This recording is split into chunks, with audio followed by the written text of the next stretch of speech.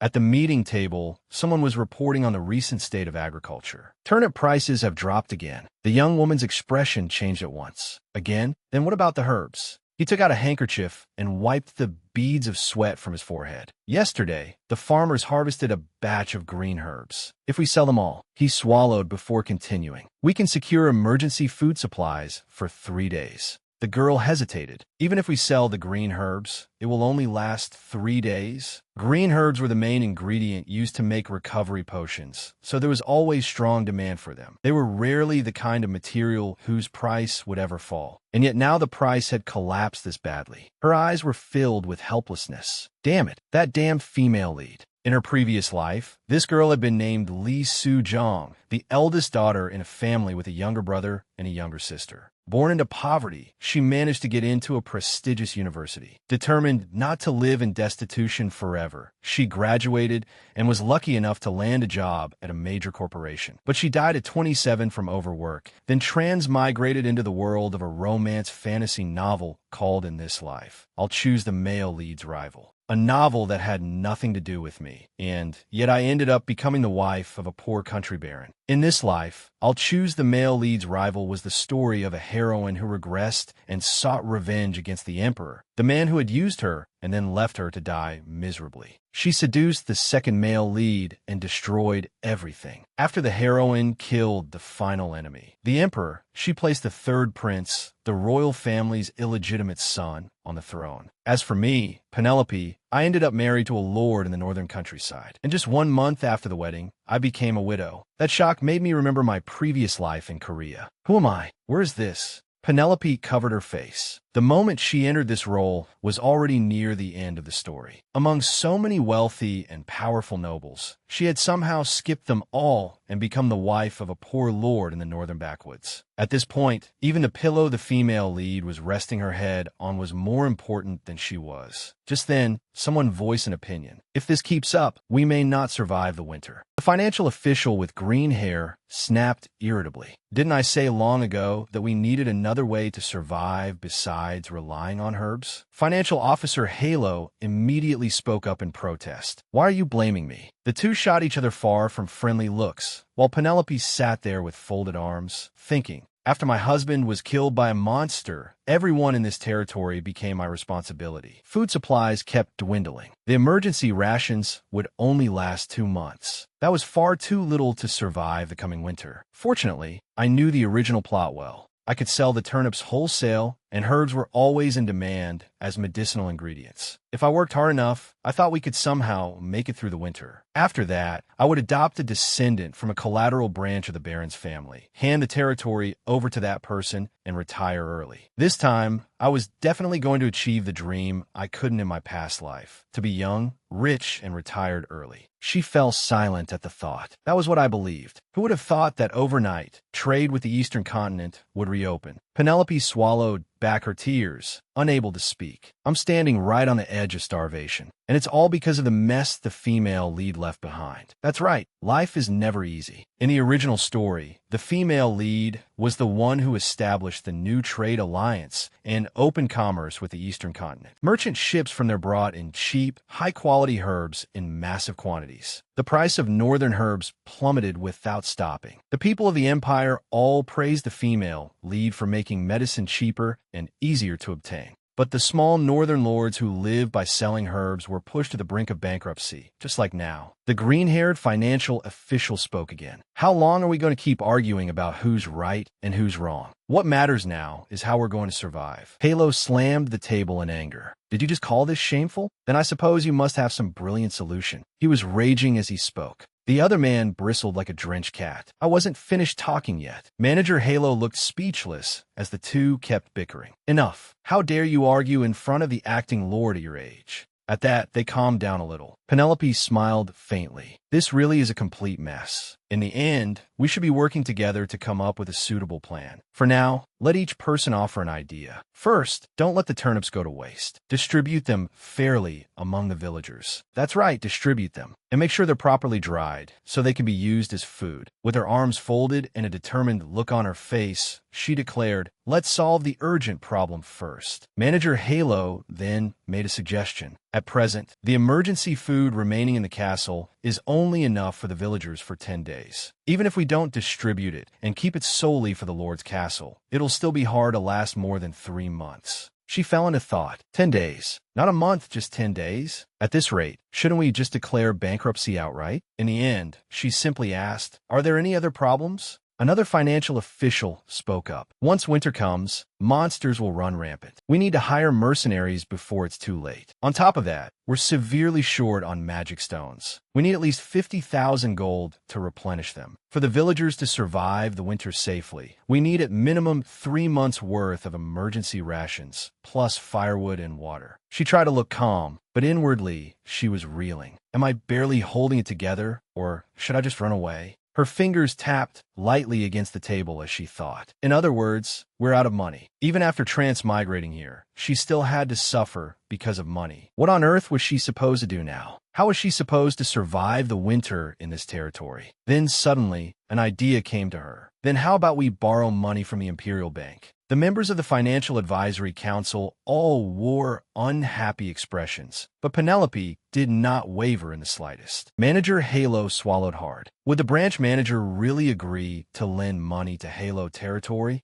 That question was clearly everyone's concern. How could the largest bank in the empire possibly lend money to a rural territory on the verge of collapse? Penelope slammed the table and declared confidently, "I will go to the Imperial Bank tomorrow and secure the loan. That way, we'll survive this winter." One man jumped to his feet and criticized her. "The branch manager is just an ordinary merchant, isn't he? He doesn't even hold a title granted by the emperor. To make a baron's wife bow her head to such a lowly merchant. If the late baron knew, he would be furious." Penelope hesitated for a brief moment. Then she replied coolly, "If we don't want to starve to death, shouldn't we be grabbing his trouser leg and begging?" The man was instantly silenced. Manager Halo's eyes shone with hope. No matter how desperate things became, in a conservative territory like this, it was usually unthinkable for a noble to bow their head before a commoner. And yet the acting lord said she would do it herself. He felt a little doubtful. Is this really how a baron's wife talks? So bluntly? Has she always been like this? Penelope challenged them. "If any of you have another solution, then say it. Or are you all planning to starve to death with me? At dawn tomorrow, I'll go to the nearest branch myself. Be prepared." After that, Manager Halo followed Penelope, glancing around at the surroundings. Even passers-by who met her gaze unconsciously turned to look after her. More than anything, Penelope stood there with unwavering confidence. In truth, though, she was deeply troubled inside. A devilish voice rose within her. "Do you really think the branch manager will willingly lend you money?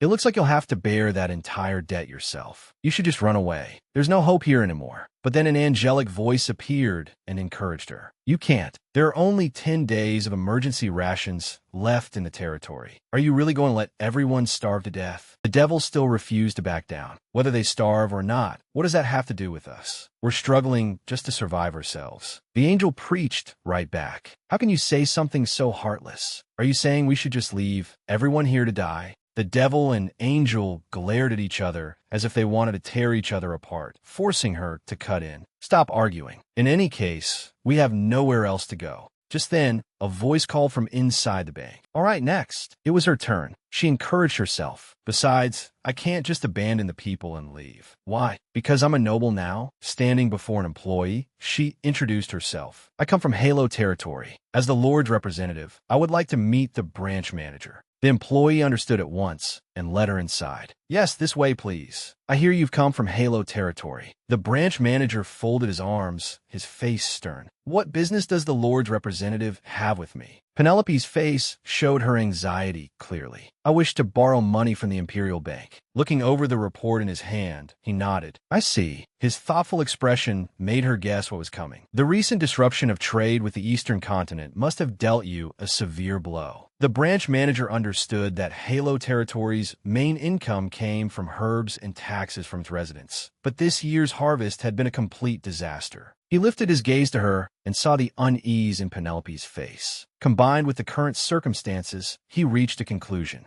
It seems your chances of repayment are almost zero. Then the branch manager laid out several points. According to our records, a loan was approved for Halo Territory 6 years ago. If you continue to use your farmland as collateral, I can lend you 100,000 gold. Her eyes widened at the offer. Only 100,000? Penelope forced herself to ask for more. That's nowhere near enough. Couldn't you reconsider and be a little more flexible? He shook his head bluntly. Even if you knelt and begged, Halo Territory's farmland isn't worth more collateral than that. She felt like crying on the spot. Even so, just this once, please make an exception for me. The branch manager mercilessly poured cold water on Penelope. It seems you've misunderstood. A bank lends based on a customer's ability to repay with profit. We do not bow our heads and hand over money just because a noble opens their mouth and asks for it. The guard standing behind her moved as if to draw his sword. He was so furious the veins on his forehead stood out. How dare you? But Penelope simply accepted it instead. I understand. He was shocked by her response. Then she made a direct proposal. In that case, I will offer the Lord's castle as collateral. The other two were both stunned by her decision. When no one answered, Penelope raised an eyebrow. Is that still not enough? The guard who had come with her was filled with suspicion. The Lord's castle as collateral? That was also the branch manager's thought. So that means she's willing to give up the territory itself? The guard tried to speak up and stop her, but she cut him off. Please, don't say anything more here. Seeing the determination on Penelope's face, he gave up. Resting his hands together, the branch manager asked, "What amount are you thinking of?" Penelope quickly named a figure. 1 million gold. Please lend me 1 million gold. The branch manager was dumbfounded. 1 million gold? He let out a laugh. Halo Territory is near the Grand Duchy, isn't it? If we level the territory and build villas for the nobility, then as long as we make use of the exploitable land, recovering the loan would be quick enough. Sensing what the branch manager was thinking, Penelope pressed on. The repayment term will be 1 year. What an easy customer to fool. Do these noble ladies know nothing about real life? The branch manager immediately seized the chance and agreed. The interest rate will be 10% payable monthly. But Penelope had no intention of letting him be the only one to profit. I agree, but please disburse the loan in imperial gold. The branch manager, who had been writing, stopped mid-stroke. Imperial gold. After the emperor died, a series of negative consequences had begun to appear. One clear example was the sudden spike in prices. What once cost 13 now cost 300. The value of currency had plunged and was still falling by the day. Gold coins with stable value had therefore become extremely scarce. He tried to refuse. I'm terribly sorry, but this branch does not currently have that much gold in storage. However, even in the north, the banknotes issued by the imperial banks circulate stably, so I can provide you with notes instead. In truth, the branch manager was being utterly calculating. Imperial gold? A place like Halo doesn't deserve it. Penelope was not too surprised. I see, so that's how it is. If you won't give me gold, I'll take this deal to Demo Bank instead. She had struck a nerve. Demo Bank was a rival bank. If it were that cunning, greedy manager at Demo, he might hand over 2 million gold to the Lord Representative of Halo Territory without hesitation. With a 1-year repayment term, this was basically a pumpkin rolling right into his lap. As expected, the branch manager hurriedly tried to recover. Perhaps I misjudged the amount of gold we have in reserve. The branch manager pushed a contract toward her. Could you wait an hour? In truth, he meant, let's draw up the contract right now. Once everything was settled, the two of them left. A carriage was already waiting outside. At last, Penelope felt the burden in her hard ease. I managed to borrow the money. But now, how am I supposed to repay 1 million gold in just 1 year? Then suddenly, an idea flashed through her mind. Wait a second. Take me to the exchange. The guard was startled. Stocks. She nodded eagerly and broke into a bright smile. Let's go there. Maybe we'll find a stock that suddenly soars. A little later, at Randburg Trading Company, as Penelope and her subordinate entered, a voice shouted urgently, "Hurry up and buy now. Russell Construction stock is practically being given away. It's almost free." Penelope let out a quiet exclamation. So this is what a medieval trading floor feels like. Resting a hand on her chin, she thought, just as expected, it's a complete mess. The emperor's death, the fall of the peak of conservative power, had dragged down the traditional forces that had once supported him. The trading companies run by the conservative faction could not escape this wave of collapse. And in the end, it was innocent individual investors who bore the damage. Looking at the people clutching their heads in anguish, Penelope thought that, blinded by her obsession with revenge, the female lead had probably never spared a thought for these consequences when she killed the emperor. Her face darkened. She hadn't just crushed the small northern territories. She had wrecked the stock market in one blow as well. It was hard to say whether that was impressive or something else entirely. Seeing her stand there blankly, her subordinate asked worriedly, "My lady, are you planning to stay here long?" Penelope remained deep in thought. She already knew the original plot, so she had come here hoping she might be able to make something out of it. But it really wasn't easy to explain something like this to someone else. To his bewilderment, she kept turning her head as if checking whether anyone was eavesdropping. Once she was sure it was safe, Penelope turned back and whispered, "Actually, I wasn't planning to say this, but there's some extremely hot insider news I heard from my father's friend's cousin." Her subordinate let out an awkward, "Ah." She put on an irresistibly cute expression and said, "Just trust me." Then she started walking off. As she walked, Penelope looked around and casually asked, "Where can I check the stock listings?" Her eyes suddenly landed on the title of a book, Eastern Continent Transportation and Trade Stocks. It was already a sea of red. Her fingers brushed over the letters one by one. Construction of the Western Temple. The heroine was going to destroy that. There had to be some stock out there that still hadn't been discovered, right? Then Penelope suddenly noticed something. A line of text appeared on the page, Direct Railway. Penelope tried to remember. The name sounded strangely familiar.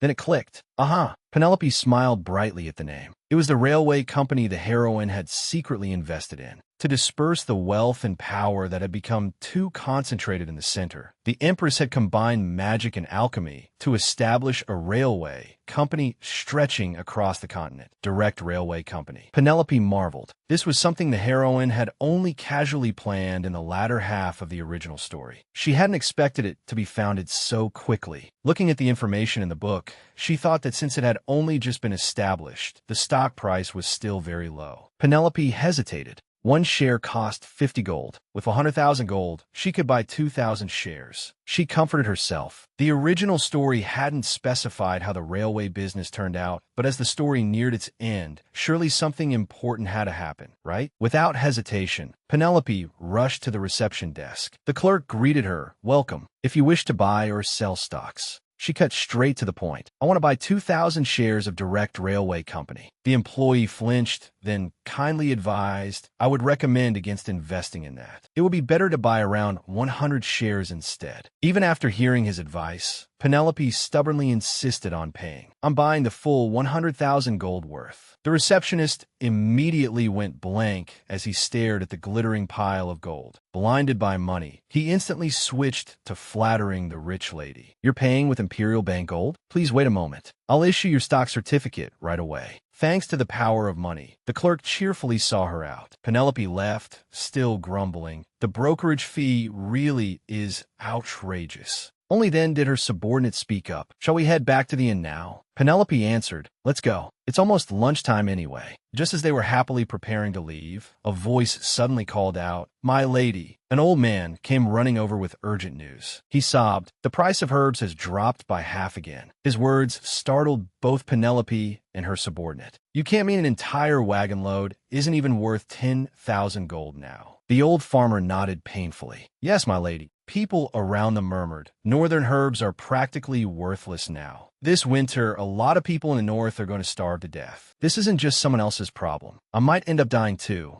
At that moment, Penelope fell into thought. Well, this was exactly the result she had expected. But where's the wagon carrying the green herbs? After calming down, the old man answered, "It's nearby." To everyone's surprise, she turned and said, "Follow the wagon. We need to go somewhere." The old farmer nodded, though he warned her, "Yes, but even if we sell them somewhere else, we won't make more than 5,000 gold." Penelope remained calm. "We're not going to the market. I heard there's a branch of the magic tower nearby. Take us there." Meanwhile, inside the magic tower, someone was hunched over hard at work. Before long, he irritably ran a hand through his hair. I only slept 3 hours, and I'm already this exhausted. Then, annoyed at the person lying nearby, he added, couldn't you at least go over there and sleep? The book covering that person's face shifted slightly and fell away. A handsome face was revealed. The sunset made the tower glow even more brilliantly. Holding an oil lamp, Penelope wondered, how much higher do I still have to climb? Then she suddenly spotted a door. It was piled high with stacks of books. Is it the entrance? But how are we supposed to get in? 30 minutes later, both Penelope and her subordinate were at a loss. Is this really the magic tower? At the same time, Lecter was busily working away. Storage stones are 20,000 gold, and purification stones are 10,000. He spoke without even looking at her. If you want a magic stone barrier, go to the second floor. Penelope asked in surprise, were you talking to me? Lecter didn't answer her directly and continued. A magic tool for tracking a cheating husband costs 30,000 gold. And if you want to buy a love potion, go see an alchemist. While I'm at it, every advertisement claiming those things work is a lie, so don't believe that nonsense. That made her subordinate lose patience. How rude. When he was about to step forward and protest, Penelope stopped him. Looking at the man still bent over his work, she was speechless. Just how busy do you have to be to ignore guests standing right in front of you and keep staring at paperwork? This was her first time meeting a mage. Among mages, the Tower Master was the one who had reached the ultimate realm, a person who could split mountains and make rivers flow backward. She remembered that the Tower Master in the original story had been described that way too. Watching Lecter continue working, Penelope began to regret her decision. Maybe this choice had been a mistake. Then she finally spoke. I came here to sell herbs. Lecter looked up at Penelope with irritation. I can't believe there are still people who don't know herbs have become worthless. Did you come from another world or something? Penelope didn't panic. She opened her bag and pulled out a stalk of green herb. It's green herb with both the stem and leaves intact, plus flower buds, harvested 2 days ago. Lecter's dark, deadline-ridden eyes lit up at the sight of the stem and buds. What? Then he suddenly leaped to his feet and shouted, impossible, startling her. Penelope asked with concern, are you all right? He declared, looks like you two have realized this place isn't exactly in good shape. As you can see, the situation is dire. Penelope said nothing in surprise. But thanks to you, some of the burden's been lifted. I might actually be able to sleep for 10 whole minutes. If things go well, maybe even 15. She smiled faintly. Fortunately, this time I was looking for the stems of green herbs. Green herbs were usually used for their leaves in medicine, but in truth, they could be used in many different ways. The stems and flower buds of green herbs were even more valuable. The one who had discovered this by chance was the Tower Master. Since it had only been briefly mentioned as a side detail, she didn't know the specifics, but it was definitely information drawn from countless experiments by mages. In the novel, the Magic Tower discovered the value of tools made from the stems and buds too late. By then, the farms in the north had already plowed up all their herbs after the eastern continent trade route collapsed because of the train incident. Looking at the green herb in her hand, she grew confident. In other words, right now, I'm the only one with the stems and buds. Lecter asked curiously, how much do you have? Penelope thought for a moment before replying, enough to fill an entire wagon, and all of it is still in excellent condition. Hearing that, he looked even more delighted. Then maybe tonight, I'll actually get a whole hour's sleep. Lecter immediately made an offer. Let's make the deal at 100,000 gold. She hesitated slightly, then flatly named her price. 500,000. At that enormous figure, Lecter's jaw dropped. Her subordinate was no less shocked. 500,000. Lecter stared at her. Do you even know how much green herb is worth right now? That's 10 times the market price. In response to his challenge, Penelope calmly explained, green herb with both stem and buds intact is extremely rare, even in the north. Isn't that right? I only came here because certain circumstances prevent me from going far from my territory. If I brought a storage stone to the capital, I could easily sell it for 800,000. Lecter raised a hand to stop her. If you had brought the storage stone too, I would have paid more. Unfortunately, the absolute maximum I can offer is 200,000. She pushed back, then 300,000. He immediately spun around in alarm. If that's the case, Penelope laid out a condition. I'll accept the full payment in magic stones. He still looked confused. Magic stones? To protect the village from monsters, she needed magic stones to maintain the barrier around the village. Magic stones could be bought at ordinary markets, but since they were usually traded through mages, buying directly from the magic tower was much cheaper. Lecter raised a brow in interest. It was a dangerous proposal, but an extremely tempting one. He cheerfully shook her hand. You may call me Lecter. Penelope added another condition. This has to be finished by this afternoon at the latest. Seeing that things were nearly settled, Penelope spoke again. Also, I'd like to hire a mage to work in my territory. Someone who can establish a magic stone barrier before winter. With a sharp look in his eyes, he quoted the rate. Hiring a mage costs 100,000 gold. Magic stones for the barrier are charged separately. Seeming to understand what Lecter was implying, she relented. Then I'll only take magic stones equal to 200,000 gold from the herb payment. Sure enough, he gave her a thumbs up. You're truly very perceptive. That makes things much easier. Penelope probed. So, when will the mage? Suddenly, another voice cut in. Please wake up. There's a request for a magic stone barrier setup. Lecter glanced over and said, Didn't you say you wanted to work, right? She asked, puzzled. Who is he talking to? Books fell to the floor, and from beneath the stack, someone emerged. Penelope froze as she watched him sit up and scratch his head. What is this? His eyes turned to her warily.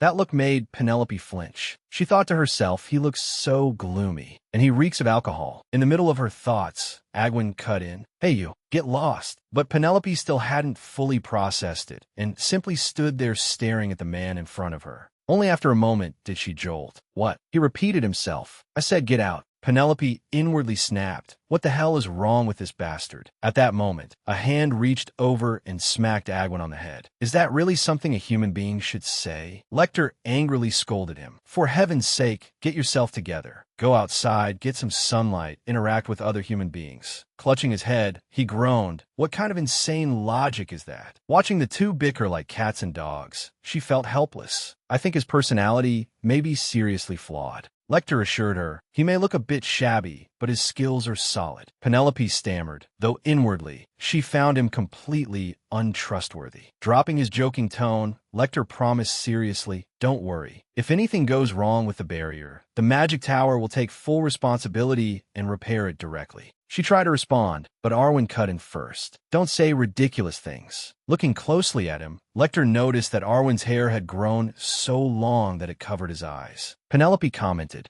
doesn't that feel suffocating? You look like a mop. Agwin's gaze shifted toward her. They looked at each other, but neither said a word. He grumbled to Lecter, I'll only do the amount of work that matches 100,000 gold. Lecter didn't back down. Suit yourself. Meanwhile, Penelope sank into her own thoughts. For a moment, it felt like our eyes met. Or was that just my imagination? Then Penelope spoke again, apologetically. She stepped closer and whispered, Do you happen to know any other mages? Glancing at Agwin, she said tactfully, It's not that I don't trust him, but I'm worried he may be too lazy to do the job properly. Lecter pushed up his glasses and replied, Unfortunately, there aren't any other idle mages in the magic tower right now. In fact, there aren't any other mages available at all besides him. Penelope wilted. I understand. Watching him scratch his head, she still couldn't fully trust him. But since the magic tower had guaranteed it would handle any barrier-related problems, for now she had no choice but to believe them. She asked again, Then while we're at it, do you know an alchemist you could recommend to me? I also need an alchemist to work in my territory. Lecter looked at him. An alchemist? Agwin emphasized each word. Why are you looking at me like that? Lecter introduced him anyway. This man also has a fairly solid knowledge of alchemy. In fact, when it comes to talent, he may be even more gifted in alchemy than in magic. Then he named a price that shocked her. For just 50,000 gold more, he'll take on the alchemy work too. She felt the price was unbelievably cheap. 50,000 was only a fraction of the normal cost. As they treated him like an item being traded, Arwen protested, Shouldn't you at least ask for my opinion? Lecter shot back. You said lately you were troubled because you think too much. You even said you'd rather take on a quest to defeat the Demon King. His words left Arwen seething. So stop drinking yourself unconscious and get to work. Arwen tried to argue, but 50,000 gold. Yet Lecter cut him off. My lady, we should hurry and have the wagon carrying the herbs brought over. Lecter left, and silence fell over the room. Arwen was the one who broke it. I'll only do the exact amount of work that matches what I'm being paid. The rest is your problem. Outwardly, she kept smiling, but inwardly she cursed him. What a jerk. The following afternoon, Penelope wrote in her diary, I bought another 2,000 shares of Direct Railway Company. With the wagon packed full of essential supplies and food, we left Peller. Arwen, sitting in the wagon, nodded off to sleep, and she silently watched him. This was a fantasy world crawling with monsters. From a management standpoint, hiring a mage was still better than hiring a whole group of mercenaries who might have criminal records. As long as a magic stone barrier was established, they would be protected from mid-level monsters and below. High-level monsters rarely left the deep forest, so there was no need to worry too much about monster attacks either. Looking at the sleeping Agwin, she felt helpless. Even so, there was still nothing she could trust completely. But Lecter's letter guaranteed that if the hired mage neglected his duties, the local branch of the magic tower would send a replacement at their own expense. She comforted herself. Since it basically comes with a lifetime warranty, it should be fine, right? Penelope sighed and closed her eyes. For now, I've managed to put out the immediate fire. I'm still a little uneasy, but I hired a proper mage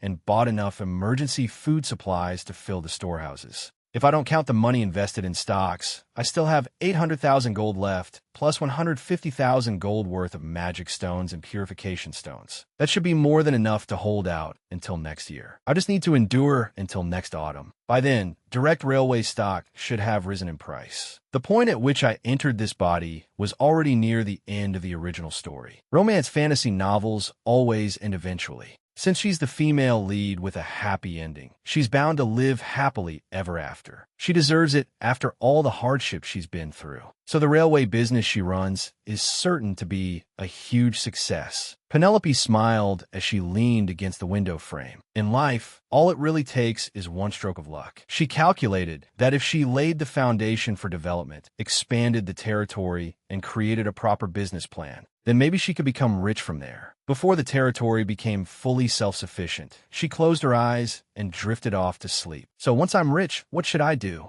She imagined a happy future, living in a house with a wide garden, eating refined and delicious food, and having a husband who adored her. A happy life with a handsome husband. But right in the middle of her daydreaming, she suddenly froze. The husband in Penelope's dream had turned out to be Arwen. Terrified, she jolted awake and looked outside. It was completely dark now. Penelope still hadn't recovered from the nightmare. What kind of horrible nightmare was that? Just then, she looked up and saw that Arwen was awake, holding a glowing orb. She stared at him in shock. Arwen spoke. You're awake. Penelope went still in disbelief. Am I really awake? The question echoed over and over in her mind. No way. Am I actually conscious right now? Arwen lowered his eyes to the orb and muttered to himself in a low voice. She must be asleep, but ever since you left, I haven't been able to sleep at all. Only now do I realize how precious the time we spent together was. Penelope found herself absorbed by his soft murmurings, then fell silent and thought, realizing that all of this lamenting is just heartbreak. Really sobers me up. Arwen remained lost in his emotions. Are you happy where you are now? I hope you're the most miserable person in the world. As for Penelope, she desperately thought to herself, don't open your eyes. Just pretend you didn't see anything. Pretend you didn't see anything. Not long after, a flustered voice echoed from inside the castle. I heard you borrowed a full 1,000,000 gold from the branch director of the Imperial Bank. The maintenance manager stood at the head of the group, his eyes shining with joy. It's truly impressive. You've worked so hard. Penelope then announced her decision. Out of that 1,000,000, I used 200,000 gold to buy stock based on my father's advice. He said the price would definitely peak next year, so I plan to hold on to it for a while before selling. The maintenance manager and the servants around him showered her with praise. If it was your father's advice, then it must be reliable information. Penelope continued. As for the smoked ham and flour piled on the wagons, I'll make sure they're distributed evenly among the residents of the territory.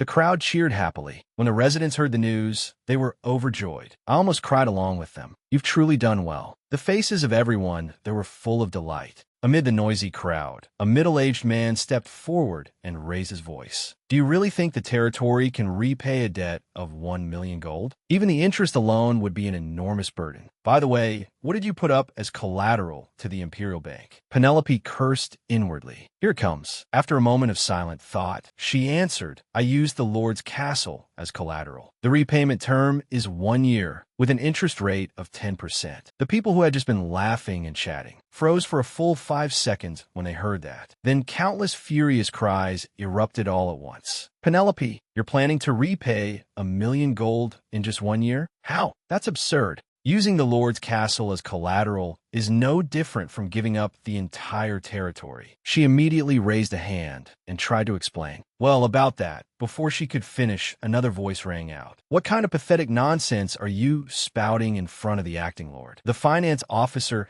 shouted angrily, cold with indignation. Did you think the bank director would lend money to this rundown territory for free? You should have been prepared for this level of risk. Head steward Halo, standing beside him, angrily added, the finance officer is right. We're about to starve to death, and you're still worried about appearances? Under the criticism, the man softened his tone and tried to explain, that's not what I meant. I'm only trying to look at the issue realistically. The two of them became even more furious. Then why don't you experience that reality firsthand by going hungry for a while? The finance officer went over to Penelope and said quietly, I'll do everything I can to repay the debt, even if I have to work myself to exhaustion. I believe that within a year, we'll definitely find a way to survive. Hearing that, she spoke up. Then I suppose the first step is to call on the merchants. The finance officer respectfully offered his advice. Please summon the head of the Merchants Guild. The food we bought and brought back from Peller is nowhere near enough for the residents of the territory to survive the winter. Penelope nodded happily, full of confidence. All right, I'll allocate 100,000 gold to you to purchase food for the people of the territory. I also approve an additional budget of 200,000 gold for you to pay the soldiers and laborers, while also securing the materials and supplies needed for maintenance on both the inner and outer walls. Then she turned and asked, can we discuss the rest gradually later? The finance officer bowed respectfully and answered, as you wish. At that moment, Penelope was still carefully calculating in her head. That means the remaining budget is 500,000 gold in total. With just 20 gold per person, this should be able to hold out until next spring. What a relief. The finance officer spoke again. Now the only thing left is to prepare enough firewood for the castle. Only then did Penelope remember the firewood. Guster, the territory facility's maintenance manager, voiced his opinion. This year, how about buying lumber instead of cutting it ourselves? Overharvesting could lead to landslides. Penelope rubbed her chin and muttered, a floor heating system. Ondal would definitely be better than fireplaces. The two men discussing things nearby heard her and stared at her in surprise. Ondal, startled out of her thoughts, Penelope quickly said, no, I mean that's not. But suddenly, an idea flashed through her mind, and her mood brightened at once. Why didn't I think of that sooner? If she had to pick the most inconvenient thing about this world, it was the brutal cold of winter. Not only did the Lord's castle with its stone walls suffer from it, but the houses of the territory's residents were built in a way that let cold winds seep through the cracks in their wooden walls. That was also why people never took off their shoes indoors. But what if I could install an Ondal floor heating system? Penelope excitedly voiced the thought. I have an idea for a business project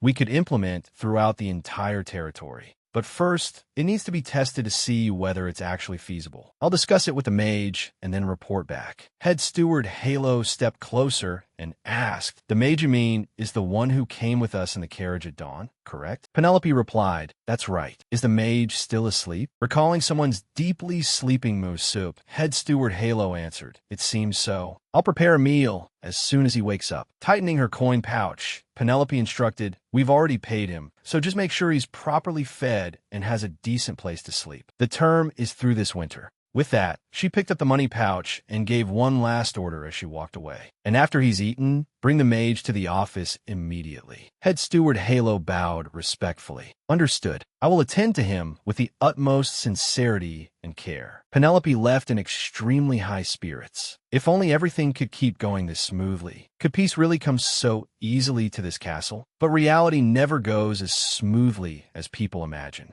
In the dining room, Arwen darkened his expression, knocked over the food that had been served to him, and coldly ordered, make it again. One harsh criticism after another followed. The meat reeks. The vegetables are all wilted. The bread is dry and crumbly. Arwen crossed his arms and asked without emotion, how exactly am I supposed to eat this? And the sauce is greasy and salty too. This is already the nth time. The servants screamed inwardly, but outwardly they still had to bow their heads. We'll prepare it again. Head steward Halo rushed into the study, wiping his sweat as he asked for instructions. This is the current situation. What do you think we should do, my lady? Penelope's headache only grew worse. Can you bring the mage to the office? After thinking for a while, she added, since we have high-quality herbs, serve herbal tea. If there are any scones, bring those out too. Head steward Halo answered, understood. A lavish afternoon tea spread was prepared. Hearing the sound, Penelope looked up. She saw Arwen leaning against the door like a walking corpse and couldn't help thinking, he looks exhausted. Isn't he using magic? Penelope politely greeted him first. Welcome. Did you sleep well? But all she got in response was an indifferent voice. You can see for yourself, so why ask? Outwardly, Penelope kept a proper smile on her face, but inwardly she grumbled, how rude. As if that weren't enough, Arwen curled his lips into a mocking smile. This territory looks poor beyond saving. Wouldn't it be better to just declare bankruptcy than desperately cling to it like this? Penelope was irritated. He really is the type to spread rumors everywhere after a breakup. But outwardly, she remained perfectly composed and polite. First, please have a seat. I've prepared tea for the mage. Seeing the scrutinizing look in his eyes, Penelope silently docked him 5 points in her mind. Outwardly, however, she acted the same as ever, raised her hand, picked up the teacup, and gently answered his earlier remark. I think it'll be all right.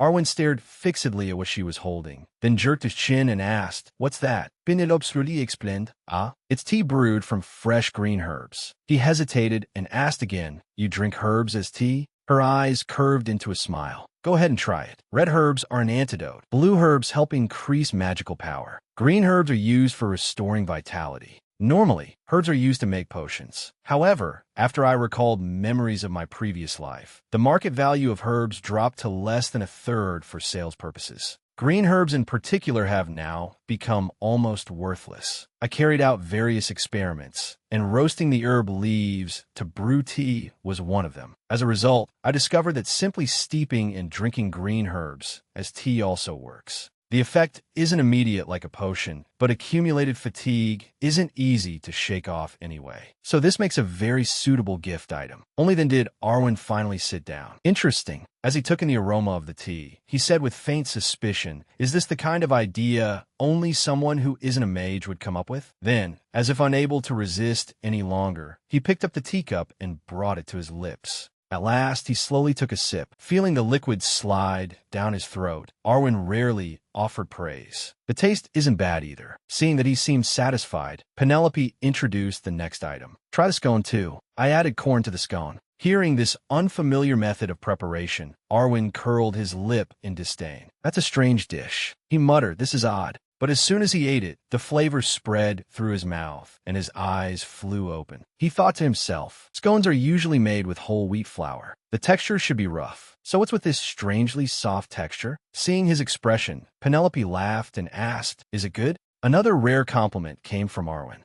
For something this unorthodox, it's not bad. Penelope watched him for a while and secretly smiled to herself. I think it's time to reveal it. When Arwen finished the last bite of scone, something was held out to him. Penelope handed him a drawing. Could you take a look at this for me? Isn't this something you just scribbled a little while ago? He asked at once. That's right. This is a design drawing I made. As he looked over the drawing, Arwen sneered again. Do you think I'd acknowledge a design made by an ordinary person after just one glance? The smile vanished from Penelope's face. He paid no attention and continued speaking harshly. You'd better not expect too much. For a moment, the only sound in the room was the rustle of paper. Then suddenly, one point on the drawing made Arwen's eyes widen. He brought the drawing closer and examined it carefully, blurting out, What kind of design is this? Penelope hesitated slightly. She didn't know the exact term. Then she gave it a name herself. It's a heating system design. The strange name confused him. A heating system? She smiled brightly and answered, That's right. Then Penelope explained. Commoners endure the cold by burning firewood, or by wearing many layers of clothing. Nobles, on the other hand, use large magic stones to heat entire buildings. But commoners are limited by the cost of obtaining expensive firewood, and the larger the magic stone, the more expensive it is. During hard economic times, winter heating becomes an enormous burden. Listening carefully to every word, Arwen looked up and asked, But with this design, couldn't that be solved? Seeing that he had grasped the key point, she excitedly exclaimed, Exactly. We can connect pipes to the underground water vein near the well, create an external service space to install the water conduit system, heat the water, and then make it circulate to raise the temperature. Recalling what he had said earlier, Arwen spoke with embarrassment. You drew this? Penelope answered calmly, yes. What do you think? Inside, she was anxious. It doesn't seem bad to me at all. He gave a few light coughs to hide his embarrassment. Inwardly, he thought, at this point, isn't she a genius? Shouldn't she be taken straight to the magic tower? Penelope and Arwen both focused on the draft as they discussed it. But I'm worried the pipes will oxidize. You can just coat them with magic stone. He pointed to one part of the drawing. Why is there a valve here? She turned to explain, so that magically heated water can be used in the bath. You just open it, and the water comes out. Hearing that, Arwen gave his opinion. Then the pipes will need to be connected to the water supply system. She asked worriedly, would that be difficult? At that question, Arwen's eyes seemed to say, you think that's the hard part? How many dwarves are you planning to hire? Penelope pretended to think for a moment, then answered quietly, for now, I was thinking of hiring 2. The more he listened, the tighter Arwen's brows drew together. Then he finally shouted, unable to bear it any longer. Are you kidding me? The bare minimum is 10, she said in a low voice. I'm sorry, but even 2 is already over budget. We're practically bankrupt. That final remark made even Arwen freeze. Realizing what Penelope meant, he sprang from his chair and shouted, damn it, you're seriously planning to wring me dry for only 150,000 gold? By the way, what's the budget? Penelope answered with complete calm, 100,000 gold. Watching him copy down notes from her design and add other details, Penelope wondered where that number had come from. When she saw it, her eyes widened. A sensor? A circulation pump? That can be done? She quickly offered an alternative. If making the sensor was too difficult, they could still use a manual operating method. For example, when the room temperature dropped, someone could turn the boiler on by hand. In automatic mode, it would start running on its own when it got cold. But in manual mode, someone would have to switch it on themselves. Arwen finally understood. So this magic device is called a heating boiler? Only then did Penelope remember and add, all right, its official name is the Ondal heating boiler. Once the discussion was finished, Arwen stood up and concluded, if it's a manually operated system, we can make it faster. For now, considering the cost, that seems like the better option. Seeing him leave so suddenly, she called after him, where are you going? Arwen simply walked out of the room without answering. Penelope let out an incredulous laugh. How rude. The next day, while she was focused on her work in the study, the door suddenly slammed open with a bang, followed by Arwen shouting, once the design is complete, you're going to file for a patent first, right? Startled, Penelope looked up just as he slapped a set of drawings down onto her desk. If this gets completed, I take 70% and you take 30%. Penelope calmly replied, if you take 30%, I'll consider it. He immediately grew irritated. Your design really is a mess. You didn't even take magical engineering into account. She lifted her head and answered, of course not. I'm not a mage. The more Arwen looked at the woman before him, the less he understood. She didn't even look 20 yet. Where in the world had a woman like this come from? The more he thought about it, the more agitated he became. After calming himself a little, he finally said, just call me Arwen. Hearing that, she replied politely, then you may call me Baroness Halo. Then Arwen abruptly asked, where's Baron Halo right now? At those words, Penelope's hand trembled slightly around her pen. Inwardly, she sneered. While his wife had been exhausting herself managing the estate, he was probably off somewhere indulging himself. She wasn't sure, but outwardly she only said calmly, he passed away 2 months ago. Realizing he had asked a tactless question, Arwen fell silent at once. He changed the subject. The dwarves are arriving this afternoon, right? I'll go outside the castle and take a look around first. Penelope asked out of courtesy, aren't you going to eat? He replied, I'll eat after I come back. Arwen threw open the window behind Penelope, planted one foot up to push off, and then sprang outside in a flawless leap. She shouted in alarm, be careful. Panicking, Penelope rushed over trying to grab him, screaming inwardly, you maniac. There's empty space out there. She cried helplessly, squeezing her eyes shut, but there was no scream. Arwen simply looked up at her calmly. As for Penelope, after hearing no impact, she cautiously cracked one eye open. Seeing him standing there completely unharmed, she stared in disbelief. What, flying without casting a spell? Wasn't the ability for a mage to fly supposed to be extremely rare? She let out a breath of relief and cursed under her breath. Damn it! An old woman passing by noticed the strange phenomenon and looked up. Purple light spread everywhere, blanketing the surroundings. It was enough to make anyone gasp. I've never even heard of such pure magical power. Sensing the energy emanating from him, it seemed stronger than usual. It reminded him of the drink from that day, the green herbal tea that eased fatigue.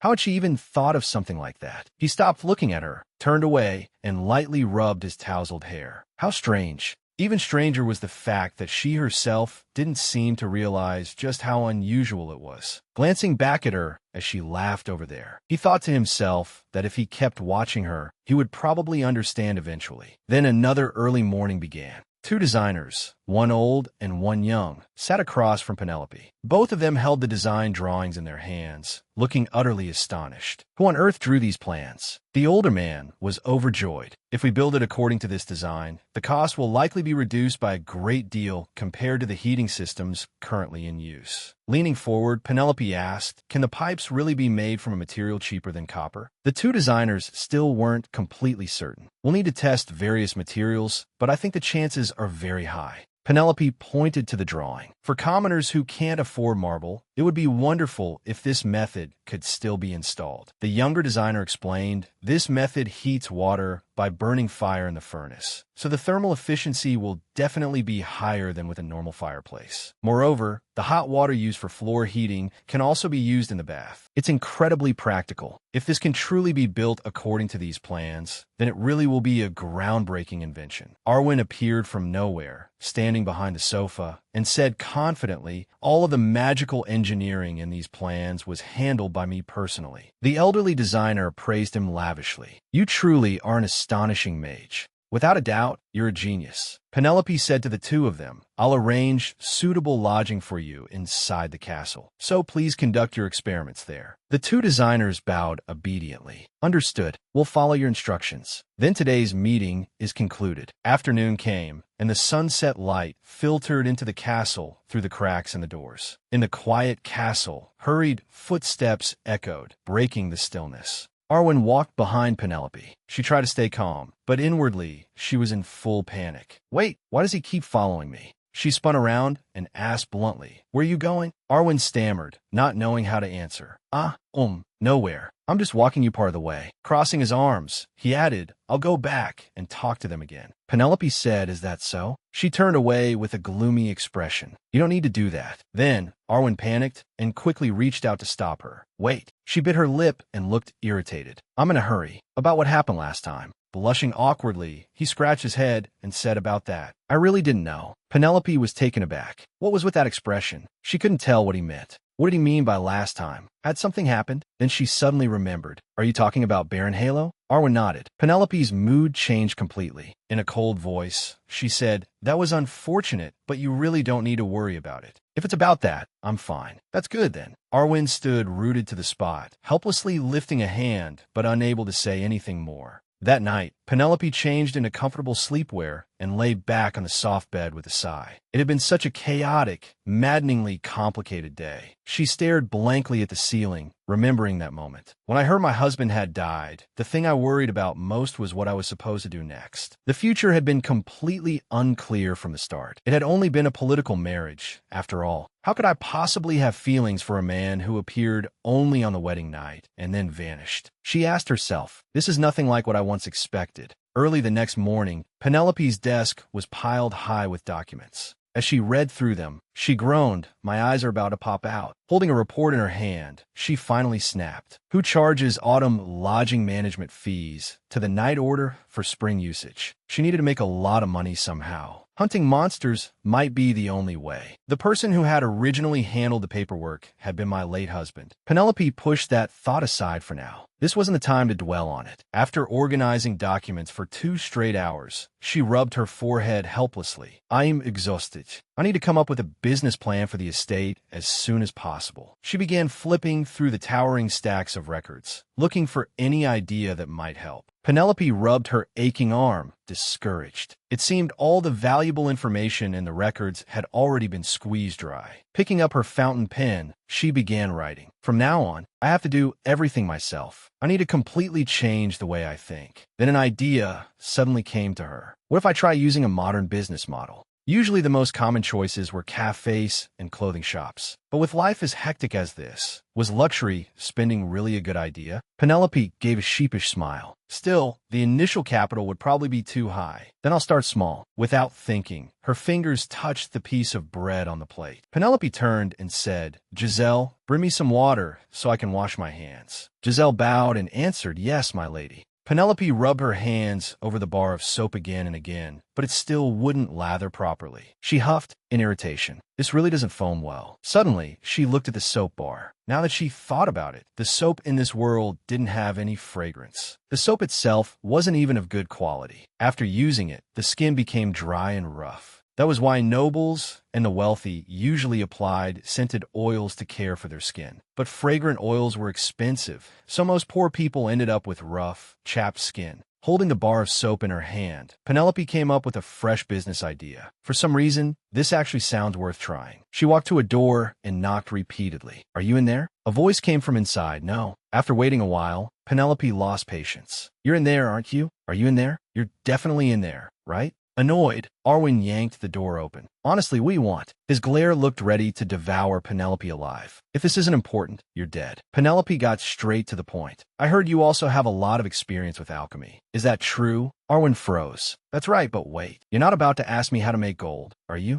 Mages can't create matter that doesn't already exist." She hurriedly denied it. "No, that's not it." Looking at him with shining eyes, Penelope said, "Please teach me how to make soap." Arwen stared at her in shock. "What? Soap? My name is Arwen, a born genius. I joined a mage tower at the age of 3 and grew up surrounded by countless treasures. I'm someone who unveils a new invention only once every 10 years. Looking at Penelope's eager face, he couldn't believe that with all his talent, he was being asked to make something as bland as a bar of soap. A person like me, and she asked me how to make soap? Isn't that something people learn as soon as they start studying magic? Penelope quickly explained, "I think there's been a misunderstanding. I don't mean ordinary soap." Smiling, she revealed her idea. "I want to make it using green herbs." Arwen's blue eyes widened. "Wait. What's so special about making soap with green herbs?" She imagined a scene of standing in a field full of fragrant flowers and herbs as she patiently explained. First, the scent would be pleasant and refreshing. It would also clean the skin better and help retain warmth. Even commoners who can't afford expensive perfume would be able to enjoy those effects simply by washing their hands with this soap. Penelope's eyes were steady. And since green herbs are the main ingredient in recovery medicine, they may also have a regenerative effect on the skin. Arwen shouted, "That's ridiculous." Then he paused. "No, not completely ridiculous. Green herbs really do have wound-healing properties." After resting his chin on his hand in thought, he named his price. "This time it's 50-50. No bargaining. If not, I won't do it." Standing there, Penelope calculated silently. Making soap itself wouldn't be hard, but adding green herbs would require knowledge of magic. The two of them argued back and forth for a while. In the end, she decided fine. "We'll do it that way." Arwen sat at his desk, staring at the densely packed lines in his book. His head felt completely scrambled. Trying everything one by one like this would never end. Maybe, first of all, I should observe how green herbs react when used in medicine. Stretching, he grumbled. How boring. This is the ultimate punishment, repetitive manual labor. Then he remembered the excited look on Penelope's face when she had made the suggestion. Thinking it over, he admitted to himself, she really is clever. And a little odd, too. Could it be that her mind is too sharp, so it keeps heading in strange directions? How interesting. Normally, no one else would even dare look me straight in the eye like that. Arwen recalled, "I live carelessly now because everything feels troublesome, but there was a time when even the Emperor didn't dare treat me casually. I was once a great mage." He lazily sprawled over the desk and poked at the flowers in a vase with one finger. "I don't know what they're thinking, and that makes them more interesting than any flowers I've ever received." Magic flared into a brilliant glow. He smiled at the sight. "Once this is finished, I wonder what astonishing thing they'll bring me next." At a wooden house, the workers were busily at work. The foreman directed them, "Put this over there. Move that to the other side." Head steward Halo stepped forward in greeting. "Welcome, my lady." Smiling, Penelope asked, "How is the supply situation?" Head steward Halo reported cheerfully, "The price is a little higher than last year, but the quality is much better." She reminded him warmly, "Don't forget to distribute winter cloth to everyone." He grinned. I wouldn't dare forget. This afternoon, I plan to gather all the workers and hand out cloth and winter shoes. Thanks to your efforts, my lady, we've even been able to pay the wages that had been overdue. The laborers, busy as they were, didn't forget to eavesdrop. Their ears perked up the moment they heard the words wages. Everyone's work speed visibly picked up. Even the head steward was surprised. Why does it suddenly feel like everyone started working faster? Penelope asked, "Where's the Merchants Guild leader?" Head steward Halo pointed ahead. "He's over there." Then he called out, "Pablo, come here for a moment." Hearing that, Pablo walked toward them. "Did you call for me?" Head steward Halo introduced him. "My lady is asking for you." "My lady, it is an honor to meet you. My name is Pablo." Penelope smiled kindly. "I'm pleased to meet you too." Looking at his face, she remembered the plot. Isn't Pablo the merchant who traveled with the heroine? If I remember right, wasn't he a character who was both a pawn and an ally of the heroine in the original story? But why is he wandering around such a remote place like this? Wasn't he supposed to become a great merchant? Pablo looked somewhat uneasy. Bowing slightly, he asked, "Is there something you need?"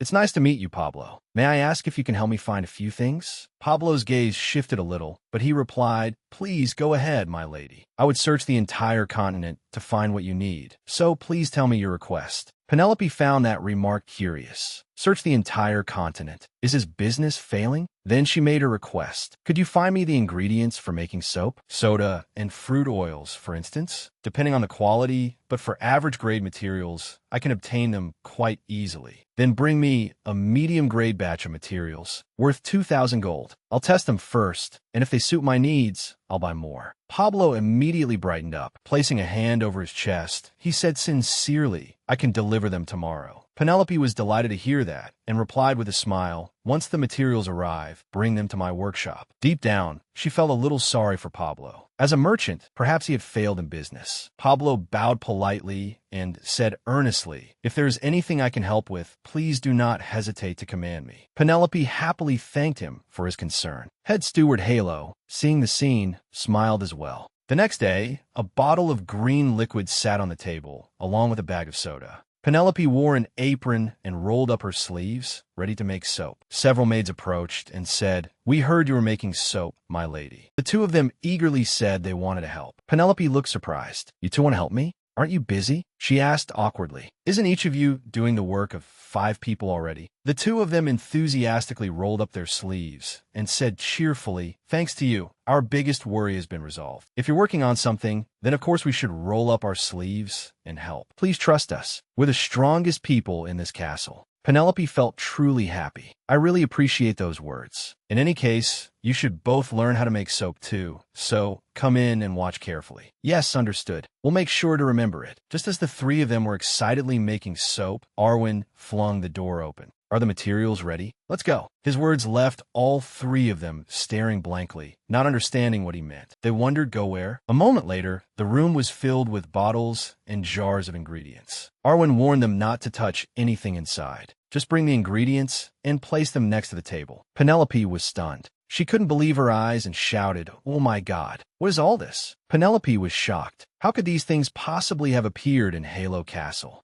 Arwen didn't even bother turning around. Staring intently at the formula sheet, he explained, "That's my workshop. I opened a teleportation gate and connected it to the entrance of the castle." She gaped. "You can do that?" He looked up and said, "Now hurry and move them in. Without those tools, we can't even begin testing soap made from green herbs." Penelope stood in front of the doorway for a long time, still not daring to step inside, even though it was only one more step. Her face showed clear anxiety. "Are you really sure it's safe to go in like this?" Arwen replied calmly, "If you really want to know, just try touching anything you want." Hearing that, Penelope grew frightened. "So there really is something wrong, isn't there? Like if I step in there, I'll get trapped forever and never be able to come out." Seeing how childish she was being, Arwen laughed. "That won't happen." The moment she saw Arwen's bright smile, she froze for an instant. He continued, "But I kind of want to try it." Penelope suddenly felt uneasy. His smile looked like that of a criminal about to do something terrible. Why is he suddenly smiling like that? I have absolutely no idea what he's thinking. Arwen repeatedly reminded her, "Remember exactly what I said. Do not touch the experimental tools in there under any circumstances." Penelope replied, "I know already. Just trust me, all right? Then let's begin." All four of them put on goggles, masks, and gloves and stared at the ingredients together. As he spoke, Arwen demonstrated the process. It's very simple. After mixing the water and soda in equal proportions, stir until the caustic soda dissolves completely. When a mixture becomes clear and thickens, pour it into a wooden mold lined with paper. Then mix in a fruit pulp and this oil. Holding a bottle of essential oil in his hand, he introduced it to the three of them. This is green herb essential oil that I extracted myself. I'll combine it with the soap-based ingredients. Penelope let out a breath. The process is simpler than I thought. We're almost done now. Arwen's eyes turned sharp as he leaned close to her face and said, I stayed up all night, patiently extracting it one drop at a time. Don't you feel anything? She blinked in confusion. What the hell is that supposed to mean? Oh, well, I bet doing little tasks like that made you feel pretty peaceful, right?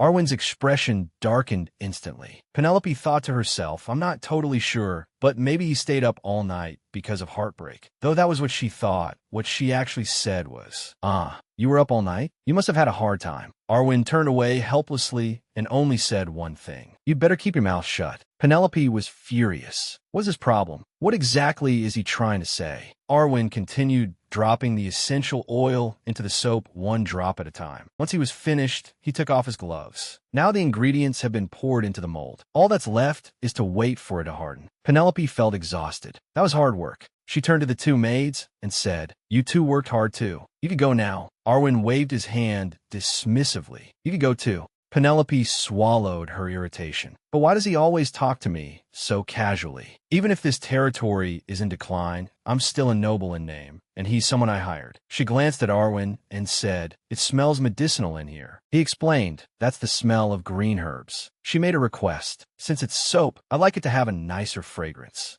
Arwen stepped closer to her. Of course, in theory, that's possible. We just need to add essential oils with different scents. But before that, we need to verify whether the herbs in this soap actually have any real effect. Penelope's face remained expressionless as she said flatly, Then you do that. Arwen was taken aback. Did I hear that right? A baroness dares to be impudent with me? He asked again, should I really do that? She answered calmly, do it. He kept pressing, if I really do it, will that be fine? She replied without emotion, that's fine. Arwen thought to himself, she expects me to respect her? Me, the one who was called a genius since the age of 3. I am a tower master. Crossing his arms with an imposing air, Arwen declared, if you're expecting my respect, you'd better give up. I'm not someone who should be spoken to so carelessly. Penelope cut him off. By the way, what was your name again? Arwen looked displeased. I already told you to call me Arwen. Hearing that, Penelope patted her chest and said proudly, Right, Arwen. You may call me Baroness Halo. I'm quite sure I introduced myself that way before. Stubbornly, he replied, that title is too long. I don't like it. Penelope was so annoyed she didn't know where to vent it. Forget that. That can't be your name. He said, I mean your real name. She looked surprised. My real name? Penelope. You can call me that. He said, fine. I'll call you Penelope. I won't compromise any further than that. Suit yourself, Arwen. The atmosphere didn't stay peaceful for long before Penelope was glaring at Arwen with sparks in her eyes. I often hear people say you're rather strange. You're definitely not as bad as you, Arwen. The two of them sighed. I really don't understand how this world works anymore, right? Exactly. A day later, the soap was finished. Penelope said eagerly, then let's try using it. She and the 3 maids began with step 1, washing their faces. Afterward, she asked how it felt. All 3 of them practically gave it more than a perfect score and couldn't stop praising it. My skin feels much warmer. It has a light glow and feels very smooth.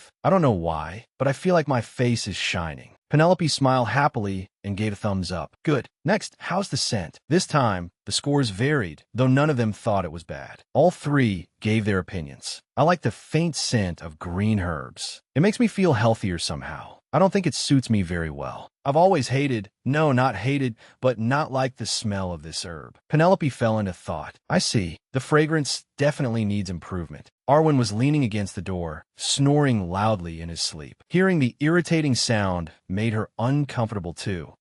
If he was just going to sleep like that, why did he even come here? Who on earth dumped him? It's lasting longer than I thought. Wait, is breaking up some kind of trend these days? It seems like the Tower Master too. No way. She paled at the thought that the rude man might actually be the Tower Master. Looking at the slovenly man before her, Penelope was deeply suspicious. This man is the Tower Master? Arwen's appearance was hard to put into words. His greasy hair clung to him, and the dark circles under his eyes stretched nearly to his chin. His clothes were wrinkled, and Penelope found herself questioning reality a little. She suddenly remembered how he had been described in the book. The Tower Master was like a big dog, cute and clingy. Then, looking again at his current state, Penelope shook her head lightly. But the Tower Master? No, impossible. She stopped paying attention to Arwen and turned to the maids instead. First, I want to try using the green herb soap for 1 week and observe the results. May I ask everyone a favor? They responded enthusiastically, of course. It's an honor to be of real help. Seeing their reaction, Penelope felt a little pleased inside. This is a better start than I expected, isn't it? She smiled. You've all worked hard. You may go now. Hearing that only made the 3 maids more excited. It's definitely going to work. We'll always support you. Penelope smiled shyly. Thank you.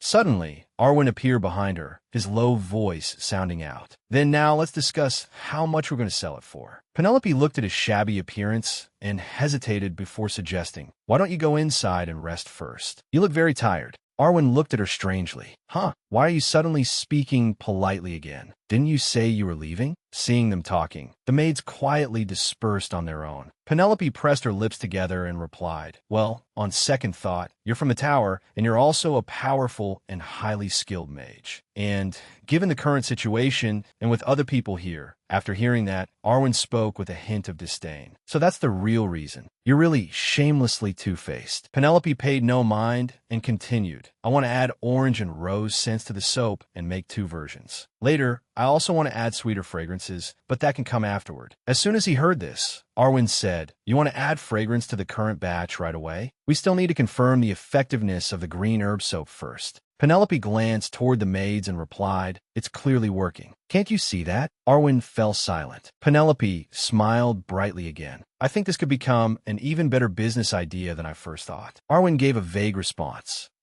She asked eagerly again. Then how long do you think the orange-scented soap will take? Arwen answered seriously. To make an orange scent, we need orange essential oil. We have to boil down orange peels to extract it. Hearing that, Penelope froze. His calculating voice continued to echo. Estimated available manpower, none. Budget exceeded. In that case, do it all yourself. Imagining herself buried in orange peels, she became a little dejected. I see, Arwen continued. If you're planning to mass-produce soap, making everything by hand is too wasteful. It might be better to buy sample essential oils instead. Penelope looked as if she'd been enlightened and exclaimed, oh, that's a great idea. Then I need to meet the merchant again. They said more provisions would be distributed today. I'll stop by and check on it too. With that, she hurried off. Watching her retreating figure, Arwen thought to himself, she's a workaholic too. But isn't this a bit excessive? He couldn't help recalling how frightened she had looked in his laboratory. At least she had a cute side then. That's probably why I was willing to put up with it. Scene change. Penelope handed a pouch of money to Pablo. He accepted it and bowed respectfully in thanks. She spoke again with a request. We need orange essential oil and rose essential oil. Pablo raised an eyebrow at her. Do you intend to use essential oils to make perfume? If you need anything else, I can help gather the materials too. Penelope folded her arms and replied, later, I'll also order jasmine and lavender. I'm planning to make soap from essential oils. Soap? Pablo froze, his tone doubtful. So you really intend to make orange and rose-scented soap? Penelope nodded in confirmation. That's right. He stood there as though stunned to death, thinking to himself, calm down, calm down. A merchant like me can't get shocked over something like this. Nobles enjoy using fragrances, while soap is expensive for commoners. Does this really have market value? How on earth did she even come up with this idea? In the end, Pablo couldn't hold back and asked, if you don't mind, may I ask what effects the soap you're making will have? Penelope answered somewhat vaguely, well, first of all, it'll smell good. As for the other effects, those still need to be tested. At least, that's what she said. But deep in her heart, she was thinking something else entirely. Orange peel helps even out skin tone and fights aging.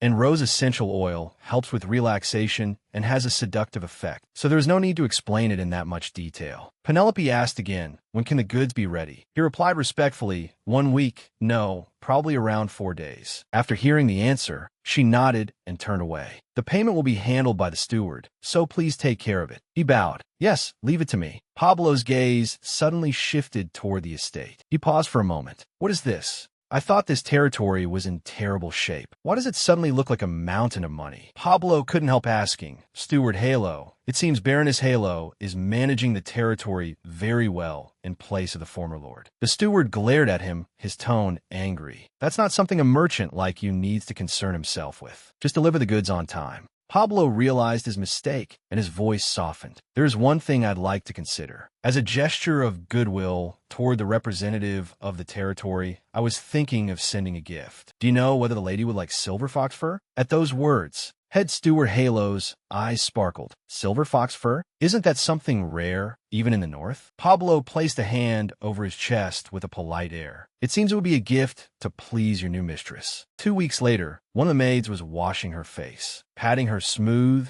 refreshed cheeks, she exclaimed, "My skin has really gotten prettier." Meanwhile, Penelope was sitting in the study when there came a knock at the door. Kulmeen, the 3 maids had barely stepped inside before they started showering her with praise. "My lady, may I please have another bar of the herb soap? May I have one too? My daughter keeps begging for it whenever she sees it. If possible, I would very much like one as well." Seeing their reaction, she waved a hand somewhat helplessly and said, "We're about to start mass-producing soap in the territory. So could you all wait just a little longer?" All 3 immediately answered excitedly, yes. Watching the 3 maids leave, Penelope finally smiled to herself and thought, their response is really enthusiastic. She lowered her gaze to the budget sheet. The costs are much lower than expected. 8,000 gold. Labor costs had been the issue, but fortunately Pablo sold to us far below market price. What relief. Propping her chin on her hand, Penelope nodded in satisfaction. Good. This is a very good start. At that very moment, Arwen suddenly pushed the door open and said loudly, "At last, those lazy dwarves have started doing proper work." She stared at him blankly. Wait, does that mean they've finished the heating pot and hot water pipes? Arwen held up a sheet of paper and replied with a grin, "At least half of it is done. However, the hot water pipes will need a little more time, but they're almost done. They've already found suitable materials to make the pipes." To her, the way Arwen looked right now was no different from an excited little puppy. Crossing his arms proudly, he said, "If the heating system is built according to the design, the indoor temperature will rise to 60 degrees. We could even make a greenhouse." Hearing that, Penelope rubbed her hands together in excitement. "So that means we can test the heating system before the first snow falls?" That's a relief. Seeing that her reaction was nothing like what he had expected, Arwen slapped the table and leaned in. "What do you mean? That's a relief? Is that all?" Penelope gave him a look that said, "Is all this really necessary?" Arwen pressed his lips together. The mages of the tower would probably be rolling their eyes by now. Rubbing his chin, he said, "Couldn't you at least act a little more surprised? Or are you older than you look?" Penelope still showed no reaction. Arwen leaned closer. "Do people ever tell you you're boring?" Narrowing her eyes at him, she thought to herself that on Earth, spaceships flew to other galaxies, so things like heating systems and hot water weren't all that astonishing. Walking over to the sofa and sitting down, Arwen asked, "So what exactly are you trying to say?"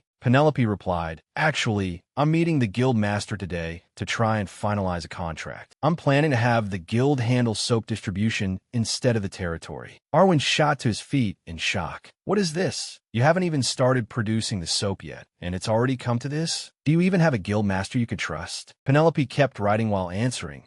I think I need to talk with him first." He nodded. "I see. So you're not familiar with the guild master yet. When are you meeting?" Penelope said, "In about 30 minutes. I already called him here." Arwen stood up abruptly. "Good. I should meet the guild master too. If the guild is going to be our business partner, I need to know what kind of man he is." Without paying much attention, she answered casually, "If he's going to be our business partner, suit yourself." In the drawing room, Arwen took a bite of a scone and said with satisfaction, "I don't like this territory, but the tea and scones are good." Penelope took a sip of tea and replied calmly, "I'll take that as a compliment." He raised his head and looked at her mockingly. "If you call that a compliment, I think you should have your ears checked." Penelope answered without the slightest disturbance, "My ears are perfectly fine. Both of them." Then she added, "By the way, why don't you do something about that shaggy hair of yours? It's covering half your face." Setting down the scone, he answered frankly, "If I fix my hair neatly, you'd be uncomfortable. Penelope narrowed her eyes, unconvinced. Oh, is that so? Looking at her expression, Arwen realized she didn't believe him at all. At that moment, head steward Halo pushed open the door and stepped inside respectfully. My lady, the merchant guild master representing the lord has arrived. She nodded to show she understood and said, please prepare tea and refreshments for the guest, then show him in. He turned and answered, yes, my lady. The door opened once more, and a familiar voice rang out. We meet again, Lady Baroness. The one who entered was Pablo. Arwen stared at that smiling face in disbelief. He couldn't hide his disgust and thought, why is this man here? Noticing his expression, Pablo asked suspiciously, it seems you know me? To hide his awkwardness, Arwen quickly took a sip of tea, thinking, wasn't this the dog who used to trail after Betty everywhere? Why is he showing up here now? Penelope paid no attention to Arwen's attitude and gestured to Pablo. Please sit. He nodded. Ah, yes. Thank you for inviting me.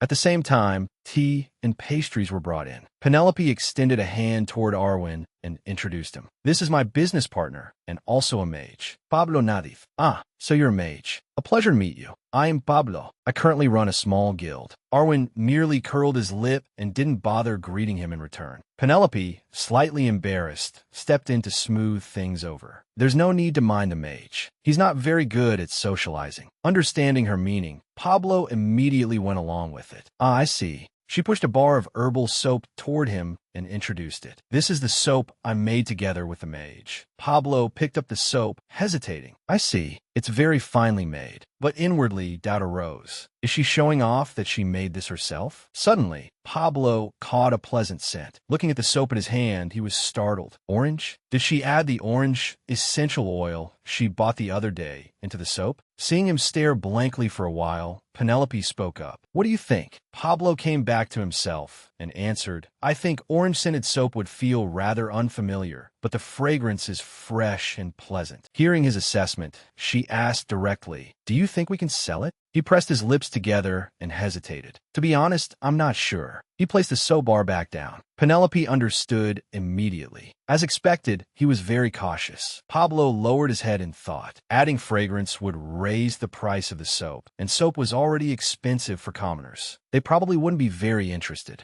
The nobility might be curious because of the novelty, but their tastes were far too demanding. For this to become a lasting trend, nobles usually used soap to wash first, then applied perfumed oil afterward. So soap itself didn't necessarily need a scent. After thinking for a while, he looked up and gave his opinion seriously. It's a good idea, but before he could finish, the maid Giselle set a large basin of water on the table. Pablo looked at the basin in confusion as Penelope's voice rang out. Try it once. After using it, he exclaimed in shock, what is this? My skin is glowing. What is in this soap? Pablo was stunned inside. Just adding an orange scent alone couldn't possibly create such a huge difference. Seeing his reaction, Penelope remarked, as expected of a merchant, your eye is very sharp. Resting her chin on her hand, she said slowly, you're right that it smells like orange, but its proper name is green herbal soap. Over the past 2 weeks, 23 people have tested this soap. The results showed smoother, brighter skin,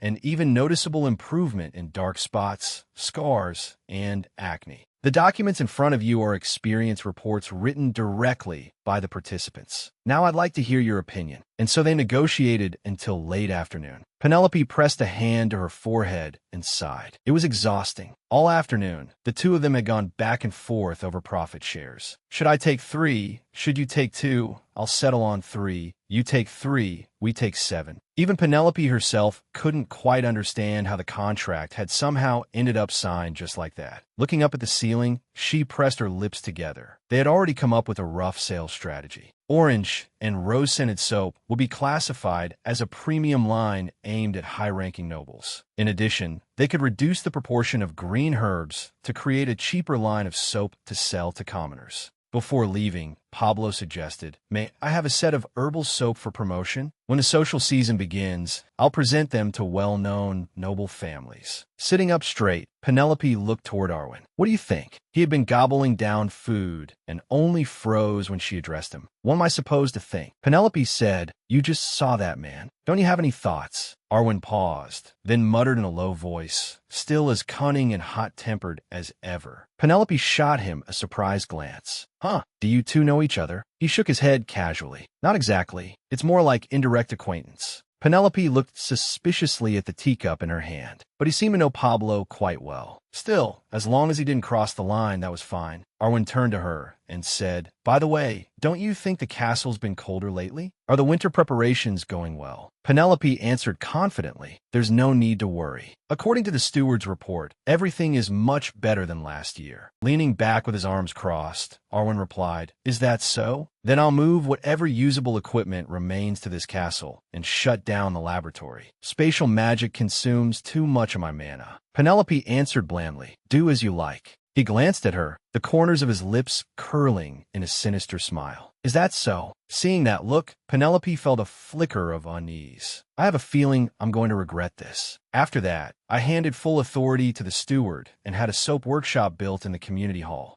We hired villagers to work there, and before long the workshop became extremely lively. At present, aside from the mage, only the steward and I know the soap formula. After that, the steward tirelessly traveled back and forth between the workshop and the castle. The dexterous women quickly adapted to soap making. Before long, high-quality, fragrant bars of soap were being produced, wrapped in elegant paper, and sold to the market. Just as expected, consumers loved them. Rumors of Halo's unique products spread everywhere, and soon new restaurants and taverns sprang up around the workshop area. Even the general stores were beginning to show signs of revival. At the meeting table, the steward reported, "The soap workshop is currently operating very smoothly. We should be able to process all of the green herbs into extract before winter." Penelope nodded. "I see." The head steward was so pleased he nearly cried. Most of the laborers who used to handle the green herbs have found work at the soap workshop or nearby. They're all happy they won't have to leave the territory this winter. "It's all thanks to you, my lady." Hearing that, Penelope brightened and said, "What a relief." Then she turned to the steward in charge and asked, "How are soap sales going?" He looked at her and reported, "At the moment, it's still mainly being sold within the territory through word of mouth. We need to focus more on promoting it outside. How about packaging the green herbal soap into gift sets? That way, visitors can buy them as souvenirs." Penelope nodded in praise. "That's a very good idea." Looking at the paper in her hand, she thought, "We've already filed a patent application for green herbal soap. If this soap is sold exclusively here, Halo could develop into a tourist destination.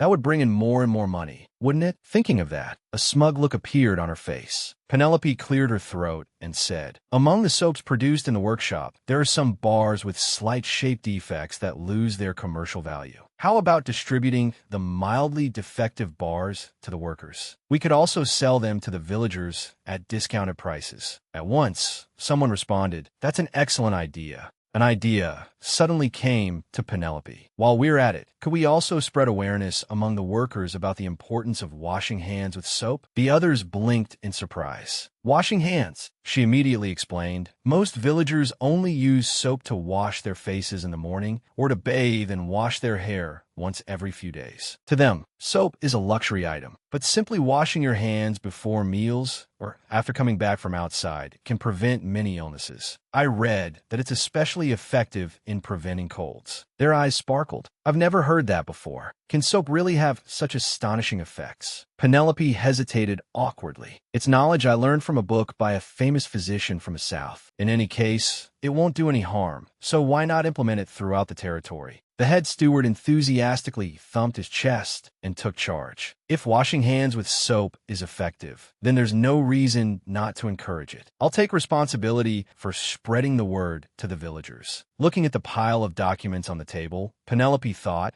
it may not immediately increase the number of people washing their hands, but anything that helps boost soap sales is worth trying. She glanced at the soldier beside her and asked, "How is the condition of the guard outside the castle?" He answered respectfully, "Fortunately, there have been no major problems." Penelope tilted her head. "No problems?" The guard continued, "Thanks to the mage completing the magic stone barrier, we can defend the castle with only minimal manpower. In winter, when large magical beasts hardly move, we'll be able to focus our soldiers on maintaining order inside," she exclaimed in surprise. The mage already completed the magic stone barrier? The magic stone barrier was a defensive magical shield set up by mages to protect against attacks from magical beasts. Establishing it consumed an enormous amount of mana, so most mages had to store mana in advance before they could erect one. Penelope rubbed her face in shock. "I thought that wasn't something that could be finished in just a day or two. Could he really be that highly skilled?" In this world, those who possessed great power were always feared by others.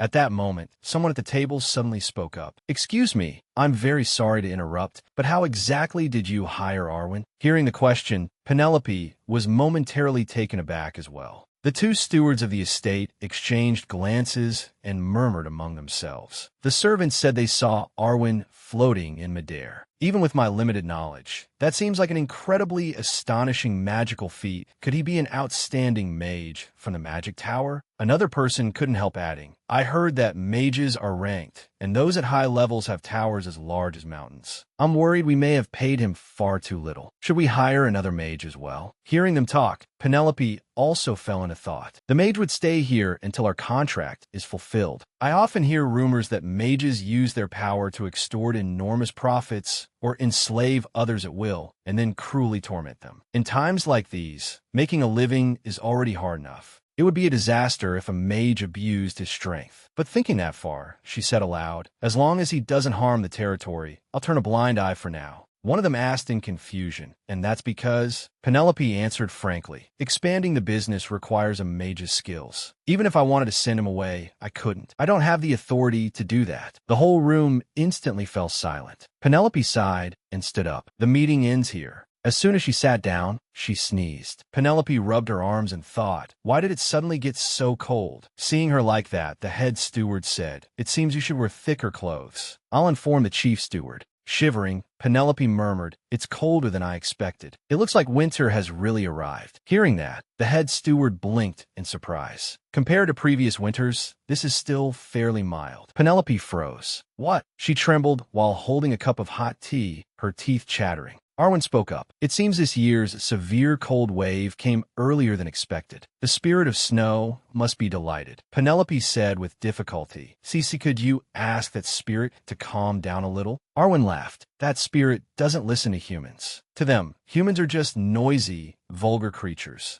Lady Penelope was just about to take a sip when she suddenly froze. "Huh, why isn't it working?" She stared blankly at the teacup, which had frozen solid. It felt like minus 30 degrees. And this was supposed to be mild? Looking out the window, she muttered, "It's warmer outside than it is inside the castle right now." That's right. Thanks to the moisture-retaining nature of the stone walls, they function like an enormous ice storage vault. The castle is even colder than a stone warehouse. After sitting there for a while, she asked Darwin again, "How's the progress on the hot water system? Is it going smoothly?" He nodded. "Everything is proceeding very smoothly. I dismantled the pipes from a magic engine train convoy and brought them here. We'll replicate them." Tilting her head as she looked at him, she suddenly asked, "But why is Arwen here? Can't you open that strange door again?" Folding his arms, he answered blandly, "It's even colder there. The magic tower is far to the north of the canyon." His voice was strangely calm, and it left her staring at him. "By the way, have you been eating properly lately?" Arwen looked a little puzzled at the sudden question. "Why are you asking that out of nowhere? And do you remember that I belong to the nobility?" Penelope pursed her lips. "Then why are you so thin?" He turned his head away and snorted coldly. "Why should I have to explain that to you?" Penelope raised a brow and smiled. "Why? Because compared to when I first met you, you look half as thin." "I'm a little worried." Arwen suddenly shot to his feet and leaned in close, his voice sharp with anger. "Do you even know who you're talking to? Do you have a death wish?" Penelope frowned at him. "You're just a mage I hired. And do you remember that I'm a noble?" After hearing that, Arwen mocked her. "Oh, the lord of a declining estate." Penelope replied expressionlessly, "That's open slander against a noble." Then she relented, her tone softening. "I don't like nagging adults, so just eat properly. If I stop worrying, then I won't nag you anymore." Having no way to argue back, Arwen finally gave in. "Fine, you've nagged enough. Arwen sat back down and thought to himself, so that foolish woman still comes all the way here just to get on my nerves. Then the image of a beautiful girl in the spring sunlight suddenly appeared in his mind. He let out a dazed sigh. I thought everything had already been settled. Watching him, she grew a little curious. Just then, the steward's voice came from outside the door. May I come in? Penelope quickly regained herself and answered, Come in. What is it?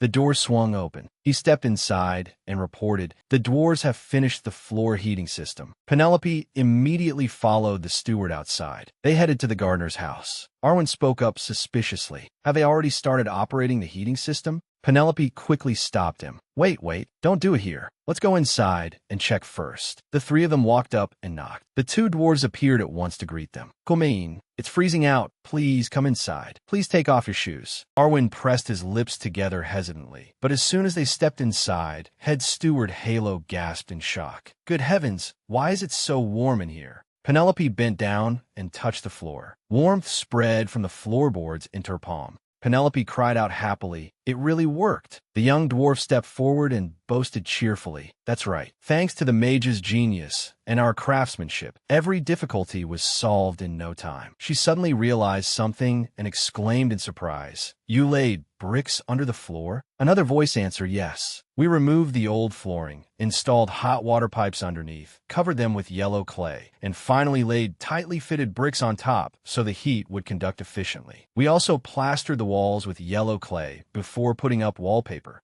After hearing that, Penelope looked stunned. Are they geniuses? They only needed to be shown once, and they understood everything. Satisfied, she immediately sat down on the floor. Halo's eyes widened. My lady, are you unwell? Worried, he bustled around her, but Penelope answered comfortably, I'm fine. She looked at him and patted the floor. Don't just stand there. Sit down on the floor. The steward blinked in confusion, unable to stop himself from thinking, what a strange request. In the end, all three of them sat on the floor. Penelope marveled. I can't believe it. The floor really is warm. Her face was full of satisfaction. At last, salvation. After that, formal contracts were signed with the dwarves. They began replacing the entire castle's heating system with floor heating. The steward, who had once dismissed it as ridiculous, then spent most of his time in the gardener's house, which made the rest of the staff deeply annoyed. They stood there with folded arms, staring at the firmly shut door in dissatisfaction. What's so great about that place? He barely shows up anymore. Doesn't he know what this is? Open dereliction of duty. In truth, he spent nearly all his time at the gardener's house. And it wasn't just the staff. Anyone who wanted warmth drifted over to the annex. The sitting room became the men's area, and the bedroom was given to the women. Unofficially, the annex had turned into the common room of Castle Halo. In the study, the scratching of a pen echoed softly. Penelope stretched tiredly. That's enough. Time for a break. Then Arwen's word from that night suddenly echoed in her head. It's even colder outside. The North Canyon is the harshest place of all. Penelope stared into the distance in silence. Quietly, she walked to the annex and peeked in at Arwen.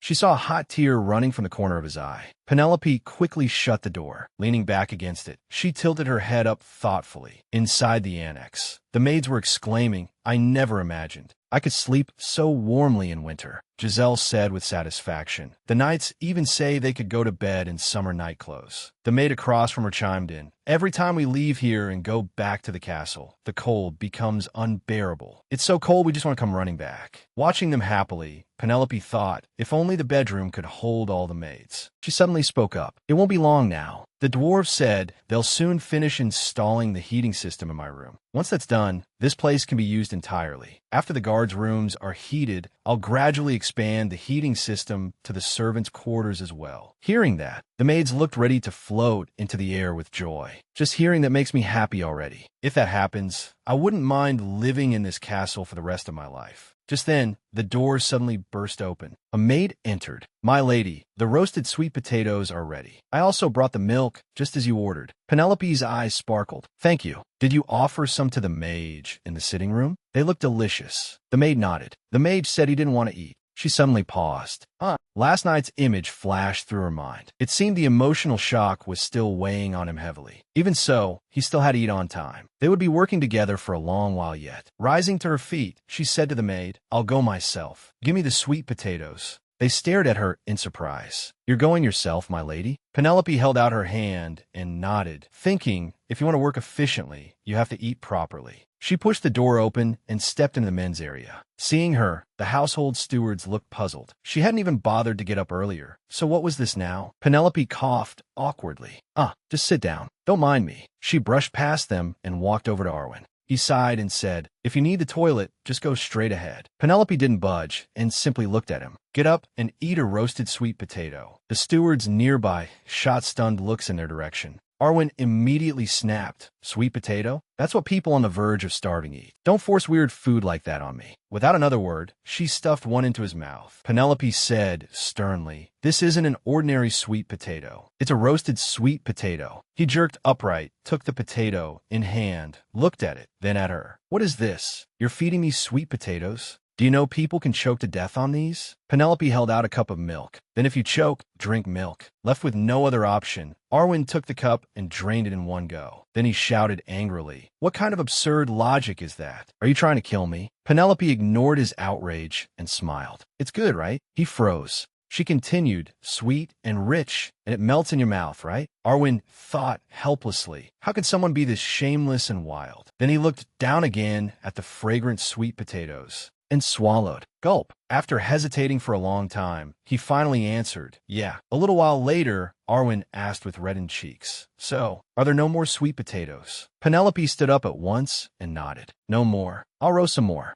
As she moved to leave, Arwen asked suspiciously, "You're going to roast them yourself?" The lord of an estate is doing that. Remembering her time as an office worker, she thought, what's strange about roasting sweet potatoes in winter? Penelope didn't answer. She just looked at him and said, "At this point, why don't we roast and eat them together?" Arwen blinked in shock. "Me? Do it myself?" She smiled and nodded. "You have to do it yourself." Scene change. Outside, thick snow was falling. The two of them sat in a corner behind the annex, lighting a fire. Penelope turned to him and said, "Now that we're out here, doesn't this feel nicer than you thought?" Arwen immediately slipped into sarcasm. Who would leave a warm house to do this? She rolled her eyes and sighed. "I know you haven't been doing well lately, but it's good to move around once in a while." Arwen complained at once. "You sound just like the director nagging. You try to act different, but you interfere exactly like he did." Penelope paid no mind to the unpleasant words and focused on roasting the sweet potatoes. "Just a little longer and they'll be done." Arwen turned to her curiously. "You seem very practiced at this. How do you know how to roast sweet potatoes?" "Most noble women only eat what servants prepare for them." She hesitated, then answered vaguely,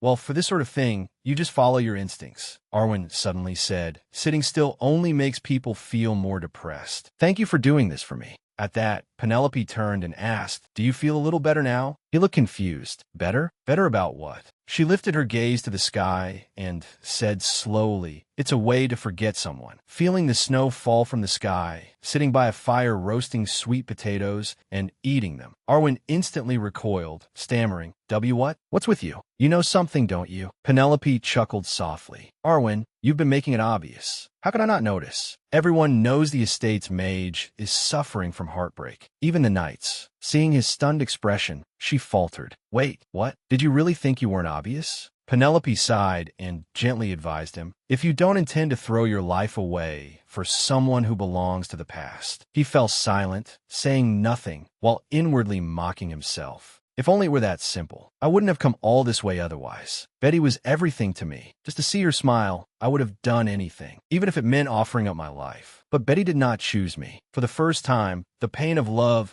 I had endured was overwhelmed by utter betrayal. Arwen pulled himself out of the memory. Looking at her, he said firmly, "I was prepared to give her everything. I do not regret that." Penelope looked at him and couldn't help saying, "There are some things in life that can never be covered over or painted back into place." Hearing that, Arwen's whole body stiffened, his head filled with question marks. Penelope looked at him seriously and said, "If you're not going to trade your life for someone from the past, then focus on living for your present." Arwen stared at her in shock, a flicker of light appearing in his eyes. The two sat silently before the fire like that until the sweet potatoes were done. Then Penelope said, "Let's go back inside." Arwen nodded. By then, the snow had begun to fall again. Giselle hurried over and draped a coat over Penelope's shoulders. "Are you cold, my lady?" Penelope smiled. The fire was warm enough. The others asked, and what about the mage? Penelope smiled and replied, he's already gone back to the workshop. Also, if he refuses to eat again, call me. I'll take care of it. Giselle bowed respectfully. Yes, I will. Penelope looked at her suspiciously. Why are you looking at me like that? Giselle hesitated before speaking. It's just, aren't you afraid of the mage?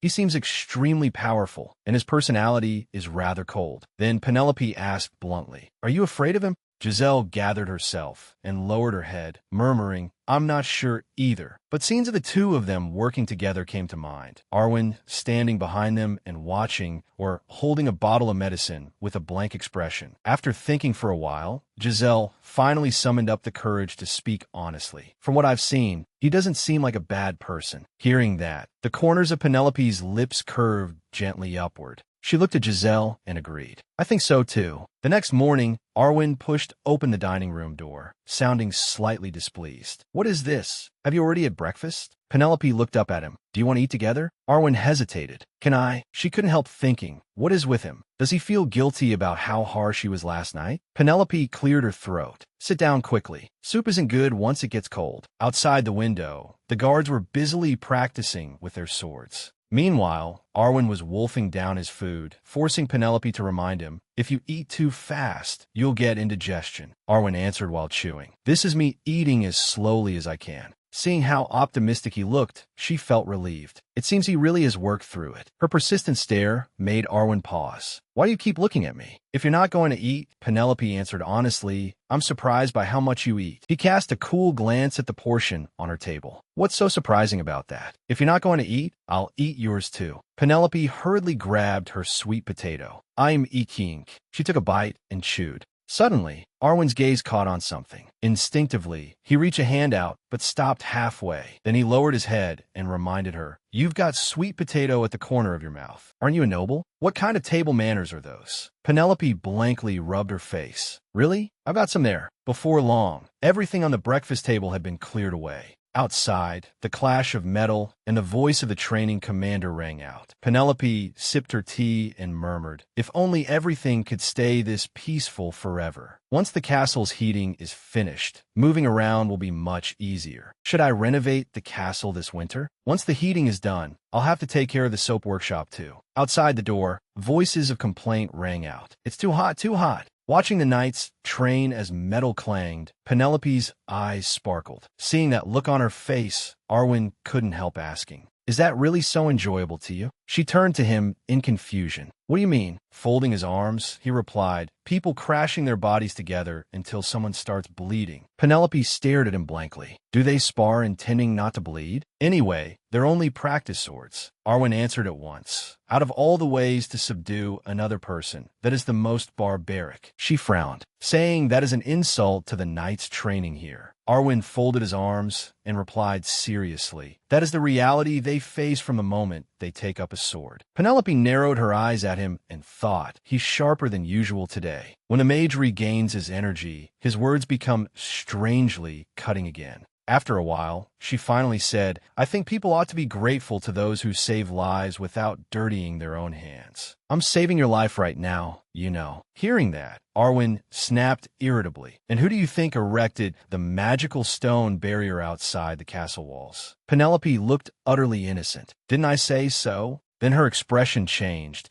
and she said sincerely, thank you. Thanks to you, I can get through this winter with peace of mind. I am truly grateful. Arwen was left speechless. If you really mean that, then. Awkwardly, he lifted his teacup and stole a glance at her. Good grief. Sometimes she's unbelievably difficult, and then suddenly she's so straightforward. She's more mature than I thought. Memory after memory flashed through Arwen's mind. Strange. I always hear her words so clearly. Even the first time we met. Please call me Baroness Halo Egwell Penelope. You may address me that way. Especially yesterday. Why is it that before, aside from Betty, I hated anyone getting close to me, but now I don't feel uncomfortable when this woman comes near? No, it's not just that. Suddenly, Giselle's voice cut through his thoughts. May I open the window a little? I like to let some fresh air in. Penelope looked at them and smiled. Please, make yourselves comfortable. It's about time to clean up anyway, isn't it? We've finished our tea, so you may clear the table now. Giselle nodded, grateful for her consideration. Penelope looked at her again and asked, Can I help? Giselle flatly refused. If our mistress starts doing our work, the head steward will think we have too much free time and dismiss us all. Hearing that, she gave an awkward laugh. Ah, that really would be a problem. Giselle admonished her seriously. So please just rest, my lady. Promise. Penelope replied helplessly. All right. Arwen watched her and couldn't help letting out a soft laugh. She really was impossible to predict. At that moment, a piercing scream rang out. Watch out! A wooden sword suddenly shot in through the doorway. Penelope turned in shock.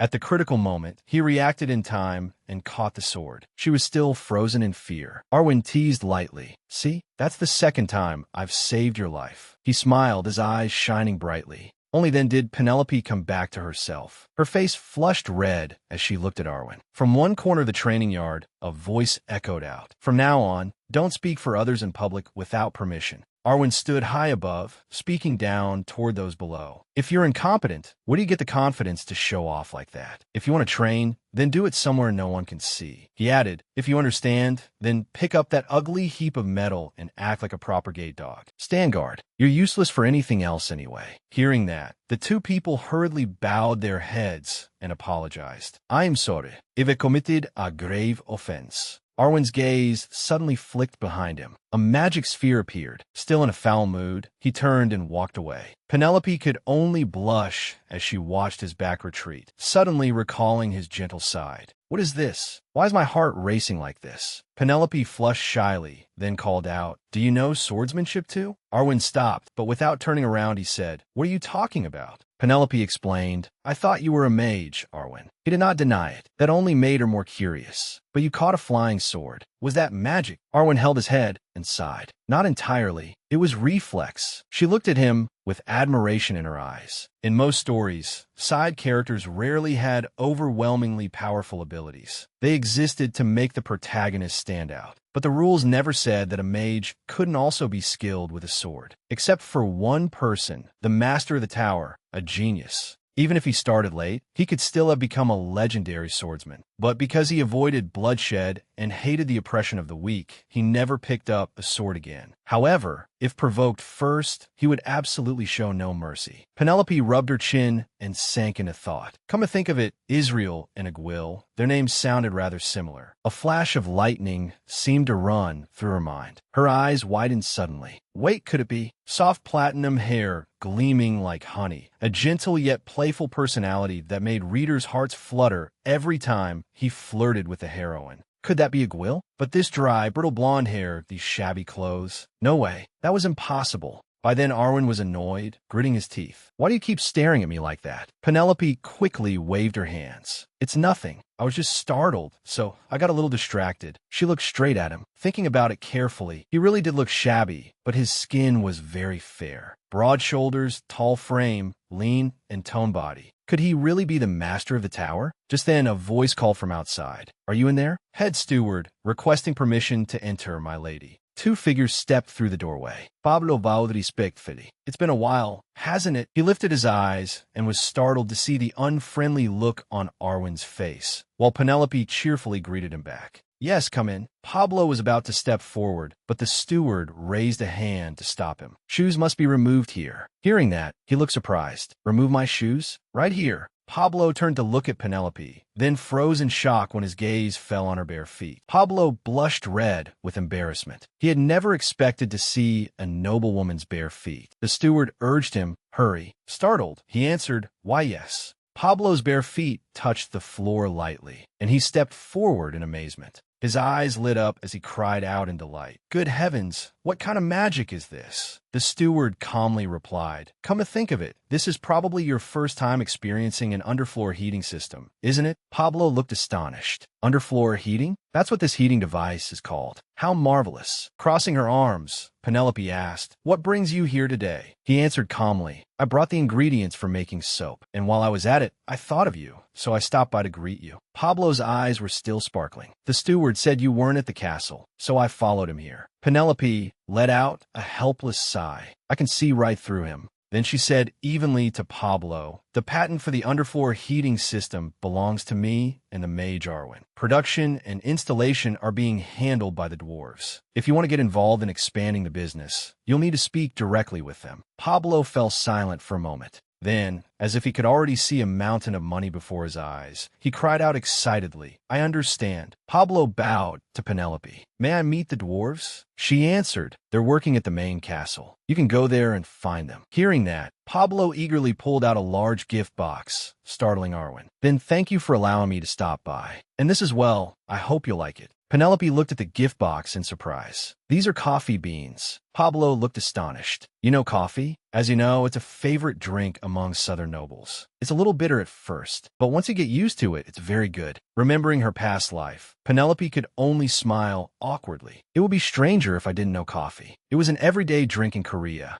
Pablo rummaged through his clothes again, looking for something. "I also brought instructions for brewing coffee." Penelope quickly said, "I already know how to brew it." "Thank you. I'll enjoy it." Hearing that, he immediately brightened. "You already know?" As Pablo looked at her, he thought to himself, in the north, only the wealthy can afford coffee. This woman really keeps surprising me. A figure suddenly stepped in front of Penelope. In a gloomy mood, Arwen said to Pablo, "If you're done, you should leave now." Pablo tensed a little under the powerful pressure coming from Arwen. Turning toward Penelope, he smiled in farewell. "Then I'll take my leave. Until next time." Arwen looked displeased. "Why do you keep addressing Penelope like she's your lord?" "She isn't." Pablo fell silent, not knowing what to say. Penelope quickly stepped forward, pushed Arwen aside, and said with a bright smile, "Go on now. Thank you for coffee." Pablo glanced back at the smiling girl behind him and wondered why he kept treating her as if she were his lord. A little later, Penelope and Arwen sat quietly drinking coffee. Suddenly she asked, "You don't get along with Pablo?" Arwen stiffly denied it. "No, we hardly know each other." Penelope was speechless. I could see his face freeze completely. Who was he trying to fool? Even so, it was surprising how bad he was at hiding his feelings. In that respect, he was strangely clumsy. Arwen's gaze suddenly darkened. He said softly to her, "If it bothers you, I won't do it again." Penelope regretted her words as she looked at him, but she still said aloud, "It's not like it bothers me that much." Hearing that, Arwen quickly added, "Right. He's not someone you need to concern yourself with." Penelope stared wide-eyed at him. Could it be, was Arwen jealous? Memories from the past surfaced. Me dating Arwen? The thought alone horrified Penelope so much that she hurriedly covered her mouth. Just imagining it made her feel sick. Stop thinking nonsense. A few days later, the private quarters for me and Arwen were finally completed. Penelope held a cup of tea and quietly watched the snow by the window. Now, this is what living feels like. My old workspace was so noisy I could never concentrate. Even going to the bathroom at night had been terribly inconvenient. Holding her teacup, she smiled to herself. A comfortable space, carefully arranged, truly brought joy. Penelope set down her teacup and returned to her desk. "When I mortgaged the entire territory to borrow 1 million gold, I was so worried I didn't even know where to begin. Arwen's unexpected involvement got everything moving. From the underfloor heating project to the soap business, so much had happened. Rebuilding things little by little was strangely satisfying. Next, I suppose I'll just have to wait for the snow to stop first. The roads are buried up to the knees in snow. Carriages can't move. Some people walk, some use sleds, but the main roads are practically paralyzed. Meanwhile, places with railways must be developing rapidly. I'm so jealous." Suddenly she looked up. Arwen was approaching the desk from a distance, asking calmly as he walked, "What are you doing?" Sitting in her chair, Penelope replied, "As you can see, I'm taking a little break." "What about you, Arwen?" "I finished reading all the books in the territory's library." Penelope asked in surprise. "All of them?" Leaning against the chair, Arwen answered indifferently, "There was nothing worth seeing. I'd already read most of them anyway." Penelope was a little stunned. Did he really read them all? Then she asked, "Hey, Arwen, how old are you?" Instead of answering, he asked back, "Why are you asking that all of a sudden?" Penelope gave an awkward laugh. "I was just a little curious." After a month of silence, Arwen finally answered, "I'm 23 this year." Penelope looked speechless. "That's a lie, right?" She thought to herself, "Only 2 years older than me? How could that be? More importantly, how old is the master of the tower? Around that age too, isn't he?" Curious about her exaggerated reaction, Arwen asked, "Why are you so surprised? How old are you that you're reacting like that?" Embarrassed, Penelope answered vaguely, "No, around the same." Then she said something that clearly sounded like a dismissal. "I still have work to do, so you can go now." Arwen gazed at Penelope thoughtfully. I truly can never guess what you're thinking. He slipped his hands into his pockets and took long strides toward her desk. How much work do you still have left? Arwen glanced at the stack of documents on the desk, then said mockingly, wait, isn't this document already finished? Have you been staring at it all morning after completing it? Penelope stiffly explained, there are errors scattered throughout, so I need to revise it. I have to check where the mistakes are.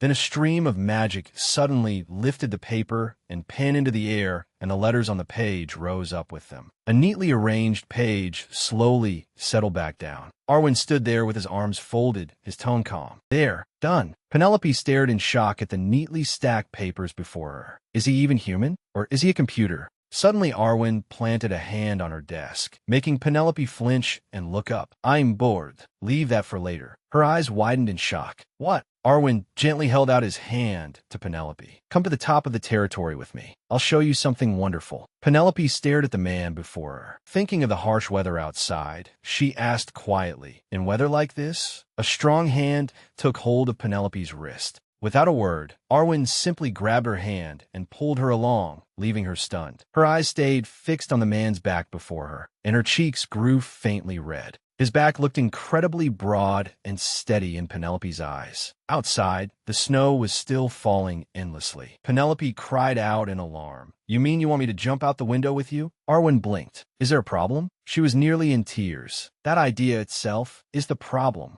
Pressing both hands to her chest, Penelope shouted, I can't do it. I am scared. He still replied calmly, If you're scared, close your eyes. Terror filled her face. What if you let go? He answered evenly, Even if I let go, you won't fall. Penelope's face went pale. It's freezing. Snow is falling. The wind is this strong. Then a hand gently took hers. A warm power flowed into her, making Penelope freeze in surprise. Her mind filled with question marks. It's not cold anymore. How did you do that? Arwen's body floated lightly away from the window ledge. He stood below and reached a hand out to her. Just trust me and come along. Going alone is boring. Penelope stared for a moment, then gently placed her hand in his. All right, but you absolutely must not let go, understand? Her feet slowly lifted off the ground as well. Penelope gradually opened one eye. Looking at the illuminated city beneath her feet, she exclaimed in amazement, This is incredible. Glancing at her feet hanging in midair, Penelope thought nervously, There's nothing under me at all. Is this really okay? Suddenly she threw her arms around Arwen and wailed through tears and snot. I feel like I'm going to fall. How much longer? Arwen, helpless, tried to calm her. First, let go of me. I can't breathe. Penelope stubbornly refused. No, even if I die, I won't let go. He could only shout in exasperation. For heaven's sake, I told you that even if I let go, you still wouldn't fall.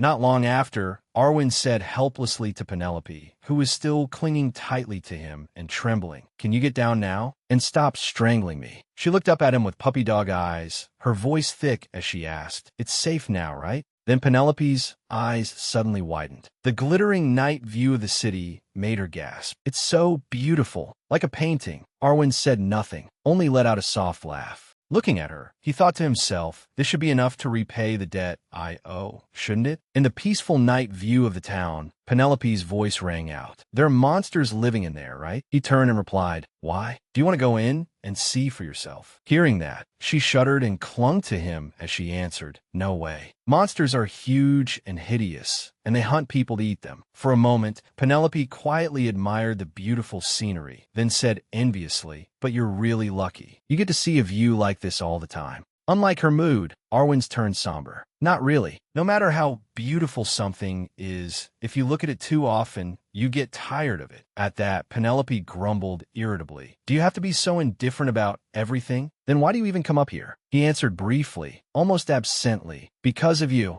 After saying that, he suddenly stood up. How ridiculous. Penelope looked at him blankly, not understanding, then frowned and asked carefully, What's wrong? Did something happen? He hurriedly turned and started to leave. I need to prepare the soldiers, though I'm not sure those useless idiots will be any help. Like a bolt from the blue, his words made her expression tense. What did you just say? Arwen's green eyes turned sharp. Beneath the bright moon shining over the quiet night, he said coldly, Someone has breached the barrier. On the other side, snow poured down from the sky like rain. A mounted patrol encountered a group of people in black cloaks. "You there, state your identities." One of them stepped forward and explained, "I got lost while hunting." One of Penelope's subordinates frowned. "Hunting in winter like this? Are they crazy?" The man who had answered looked exhausted, his eyes dull. Penelope, seated on horseback, turned back and asked Arwen, "What did that man just say?" Arwen answered at once, "Didn't you hear? That idiot said he was hunting." She thought to herself, hunting in the middle of winter? At this time of year, that forest is full of nothing but monsters. Arwen frowned. He's obviously some lunatic with something wrong in the head. Penelope looked at him in silence, puzzled, but something about the whole thing felt unsettling. He let out a sigh. The energy coming off him doesn't seem dangerous. Feed him and send him away. Relieved, she thought, so you do know him. Arwen cast a subtle glance over and thought to himself, why is he here? Once everything was settled, he turned his horse and rode off. Penelope gave the order to escort the man to the castle, but no weapons are to be brought through the gate. One of the men from the hunting party replied, "I will obey." She looked at them sternly. "A knight will escort you. Follow their instructions. If you do anything suspicious, they will attack immediately. Remember that." The man dipped slightly in gratitude. "Thank you for your hospitality." From another angle, his sharp eyes narrowed as he thought, why is the tower master here? He watched Arwen ride away. The next morning, sunlight fell across the rooftops. A maid approached playfully, holding a magnifying glass. Penelope, one of those guests, is definitely a noble. Hearing that, Penelope blinked blankly. A noble, like a spy sharing classified information. The maid said, "The most handsome one among the guests." Then, clasping her hands excitedly, she explained, "Judging by the way he acts and carries himself, he has to be a noble. And the knights are treating him with special respect too. Trust my eye for people." Another maid stepped up. "My lady, how should we prepare dinner?" Penelope repeated in confusion. "Dinner?" The two maids answered in unison. "We should invite that noble gentleman, shouldn't we? As the acting representative of the Lord, you should at least greet him properly. Let's go say hello."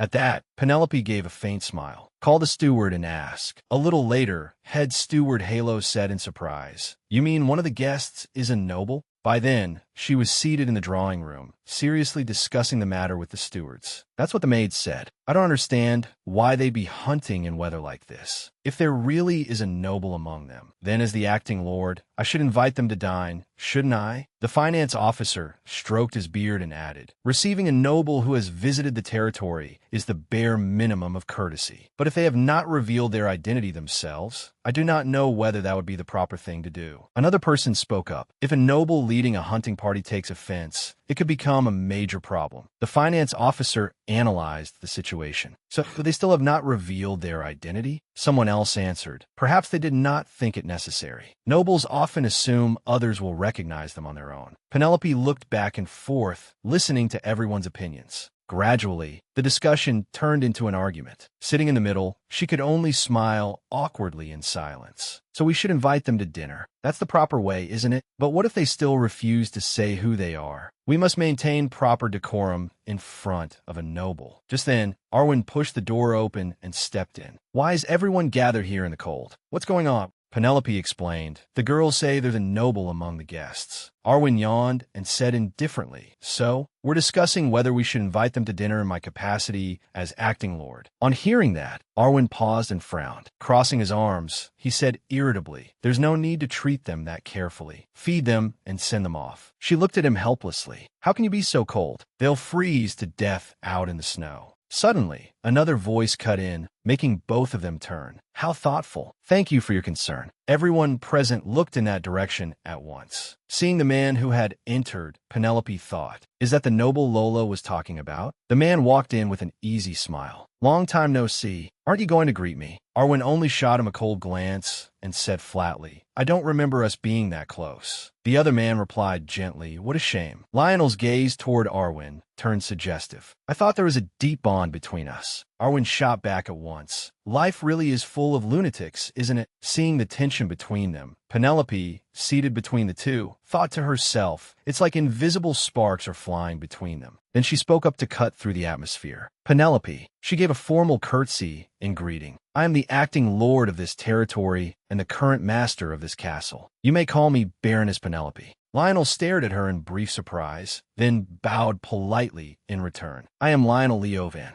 The moment she heard his surname, doubt stirred in her mind. Leo Van. A pale image like a white capital city flashed through her thoughts. Leo Van was the surname of nobility, and not just any nobility, but a rather powerful family from the central region. Penelope suddenly grew tense. But why would a noble of such high standing appear in this remote territory? Meanwhile, Lionel smoothly covered for a momentary distraction. Oh dear, have I put the Baroness in an awkward position? I sincerely apologize. Penelope lowered her head slightly and replied softly, Not at all. It wasn't something I could have helped. Beside her, Arwen sneered, looking annoyed at how easily she had been taken in. With his arms crossed, he thought, how am I supposed to deal with this pampered young master? The head steward spoke respectfully. Rather than standing here, why don't we move to the drawing room? I will prepare dinner for the three of you. Lionel bowed with elegant grace. To be invited to dine is truly an honor. Standing beside him, Penelope marveled inwardly. So this is what a real noble looks like. With that, everyone moved to the drawing room together. As they walked, something suddenly occurred to her, and her eyes sharpened warily. Wait, Leonid, wasn't there one of the northern dukes the heroine didn't choose named Lionel? Distinctive black hair, extraordinary looks, famous for being cold and ruthless, yet unexpectedly popular. As she thought that, she looked at the man again. From the north, devastatingly handsome, carrying a magic gun. In an instant, her expression did a complete turn, stiffening into an awkward smile. No way, right? Please let it just be a coincidence. A little while later, in the warm atmosphere of the manor, the three of them sat at the dining table and ate. When Penelope spoke, I heard you were hunting, Lionel asked at the same time. How do you know that, Mage? The air fell silent at once. Lionel answered first. It's embarrassing to admit, but I got lost in the forest and wandered for 3 days and 3 nights. By good fortune, I found the outer wall. Hearing that, Penelope replied in surprise, I see. He gave an embarrassed sigh. To be honest, at first I only wanted to ride and gallop across the open fields. But the forest was far too dense and dark, and the winter monsters were especially cunning. The whole ordeal was so terrible I can hardly put it into words. Looking back, it was reckless and completely unlike my usual self. Penelope had no choice but to reply briefly. That must have been dangerous. Then she thought to herself, this story feels a little too personal. A bit awkwardly, she said, You asked about the mage earlier, didn't you? Lionel immediately remembered. Yes. How do you know him? Calmly lifting her wine glass, she said in an even tone, I signed an official contract with that mage. Leaning forward, he asked seriously how. Hearing the question, she thought in flustered confusion. What other answer could I possibly give to that? How did I sign a contract? Is hiring a mage this way unusual in other territories? All this time, Arwen had been eating in silence. Penelope answered, I requested a mage through the magic tower and signed a contract. Is there a problem? Lionel glanced at Arwen, probing. Of all mages, why this one? How did the two of you meet? As Penelope cut into the beef on her plate, she replied, There's nothing much to tell. She looked calm on the outside, but inwardly, she was screaming. Wait, why is a high-ranking noble so interested in this mage? Don't tell me this mage really is the Tower Master?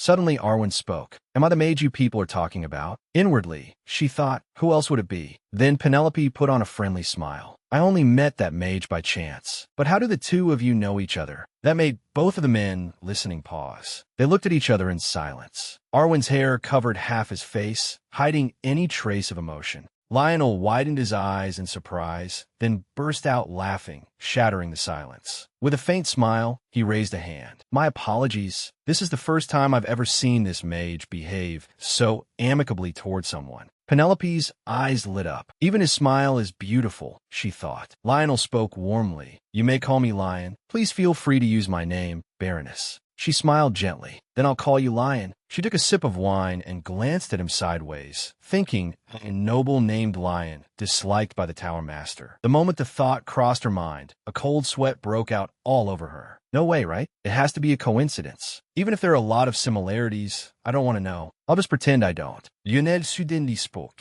If it isn't too forward, I have a request, Baroness. Penelope answered calmly, Please go ahead. He placed a hand over his chest and said gently, Would it be possible for me and my knights to remain here until we recover from the injuries we suffered in the forest and regain our strength? I will compensate you appropriately. She replied matter-of-factly, Please stay in the castle. In any case, the snow hasn't stopped, so you can't leave right away. Even while eating, Arwen added, given your abilities while you're here, perhaps you could put that magic gun away for the time being. After that remark, the atmosphere between the two of them once again crackled with hidden hostility. Seeing that, Penelope let out a sigh. She wanted to go back to her room and rest. The next morning, the snow had stopped falling. Arwen sat on a bench, and as soon as he saw her approach, he said bluntly, I don't like him. Hearing that, she could only fall silent helplessly. He kept grumbling, clearly dissatisfied. You should send that idiot away as soon as possible. We're already struggling, and now we have even more mouths to feed. He's all looks and no substance. I don't trust him. The moment she heard that, Penelope sighed in exasperation. He immediately pressed on. Once the snow melts, he'll leave, right? She answered, a noble of that status wouldn't want to stay long in a place like this. Turning to her seriously, he said, be careful. Never reveal your weakness in front of a cunning noble with unclear intentions. Penelope frowned slightly, but brushed it off. What could he possibly exploit in a poor territory like this? And why would exposing a weakness even matter? What, do you think Lionel is a spy from another country? Arwen said nothing. She stepped closer, resting her chin on one hand, and said casually, but you won't tell me how the two of you know each other, will you? He snapped back angrily. We're not close. She thought carelessly, right? Just then, someone knocked at the door. My lady, it's me. Penelope looked over uncertainly. Comine, what is it? The head steward bowed and reported. It's about the nobleman who visited the castle yesterday. Penelope asked, you mean Lionel? At the mention of him, the steward's face paled slightly. Yes, it seems he has come down with a fever. Penelope thought he looked perfectly healthy last night. Arwen, meanwhile, burst out laughing, making both her and the steward turn to look at him. Frowning in displeasure, she told the steward, bring Lionel here. Leaving him in a cold room would be even worse. Hearing her show concern for Lionel, Arwen froze, his smile vanishing. When she looked back at him, he had puffed out his cheeks and fallen in a childish, sulky silence. Lionel stared wordlessly at the figure before him. Neither of them spoke. In the end, she said nothing, turned away, and walked off. Lionel could only watch her go. His eyes remained fixed on her. At last, with a hazy gaze, he realized what was happening. That's right, I remember now. After using me thoroughly, she abandoned me. Lionel reached out toward Betty's receding figure. Don't go, Betty. Don't turn your back on me. Inside, Lionel was breaking apart, left only with unbearable pain. Please. Then suddenly, he realized something below was different. Before his eyes, a blazing fire erupted and blocked the way. Lionel stared blankly in a daze. This way. In an instant, everything was consumed by flames. Wood crashed down and piled up below. A moment later, Lionel woke from the dream in shock. He stared blankly as he recalled it. A dream? His eyes dropped to his palm, damp with sweat. Why is it so hot? Then Lionel's gaze swept across the bright, finely furnished room. Just moments ago, he had drifted off on a bed in a room so cold he could see his own breath. The more he thought about it, the more Lionel rubbed his forehead, unable to make sense of what was happening. At the same time, Penelope sat at her desk and kindly called out a reminder. Please stay where you are. You'll get dizzy. Lionel looked up in surprise. Baroness. At the same time, Penelope sorted the papers on her desk and explained offhandedly. It seems you caught a cold. You must have overexerted yourself, then gone back to sleep in a place that cold. Lionel looked up. I see. Very quickly, he noticed that he was lying on the floor. But if I may ask, why am I here? To avoid any misunderstanding, Penelope explained quickly. The knights serving Lord Laban brought you here while you were asleep. That put Lionel at ease. I've caused trouble. Suddenly, warmth spread through his palm, making Lionel jolt. Wait, the floor is warm? But where is this? Penelope answered, this is my office. The reception room where you were staying doesn't have heating installed yet, so it's rather cold to sleep there. She asked kindly, would you like some water first? You sweated a lot in your sleep. Thank you for your kindness. Penelope continued, I asked the cook to prepare a tea that's good for colds. Please drink it and rest. At last, Penelope stood to leave, not forgetting to explain, I'll let you use my office for a while. It will be best if you stay here until your cold passes. Then she glanced meaningfully toward the room. You and your knights can sleep here. That would be better than sleeping in the reception room. Lionel looked a little troubled, but that would inconvenience you greatly. He looked around uneasily. I suppose this is better, since the floor is warm. Wait, is there some kind of device heating the floor? A knock quickly sounded from outside. It's me, my lady, Penelope replied. Come in. Giselle entered with a smile, carrying another teacup. Bowing her head, she said, I've already explained everything to the knights. Please drink this and get some proper rest. He smiled awkwardly. Thank you. After that, Penelope and Giselle left together.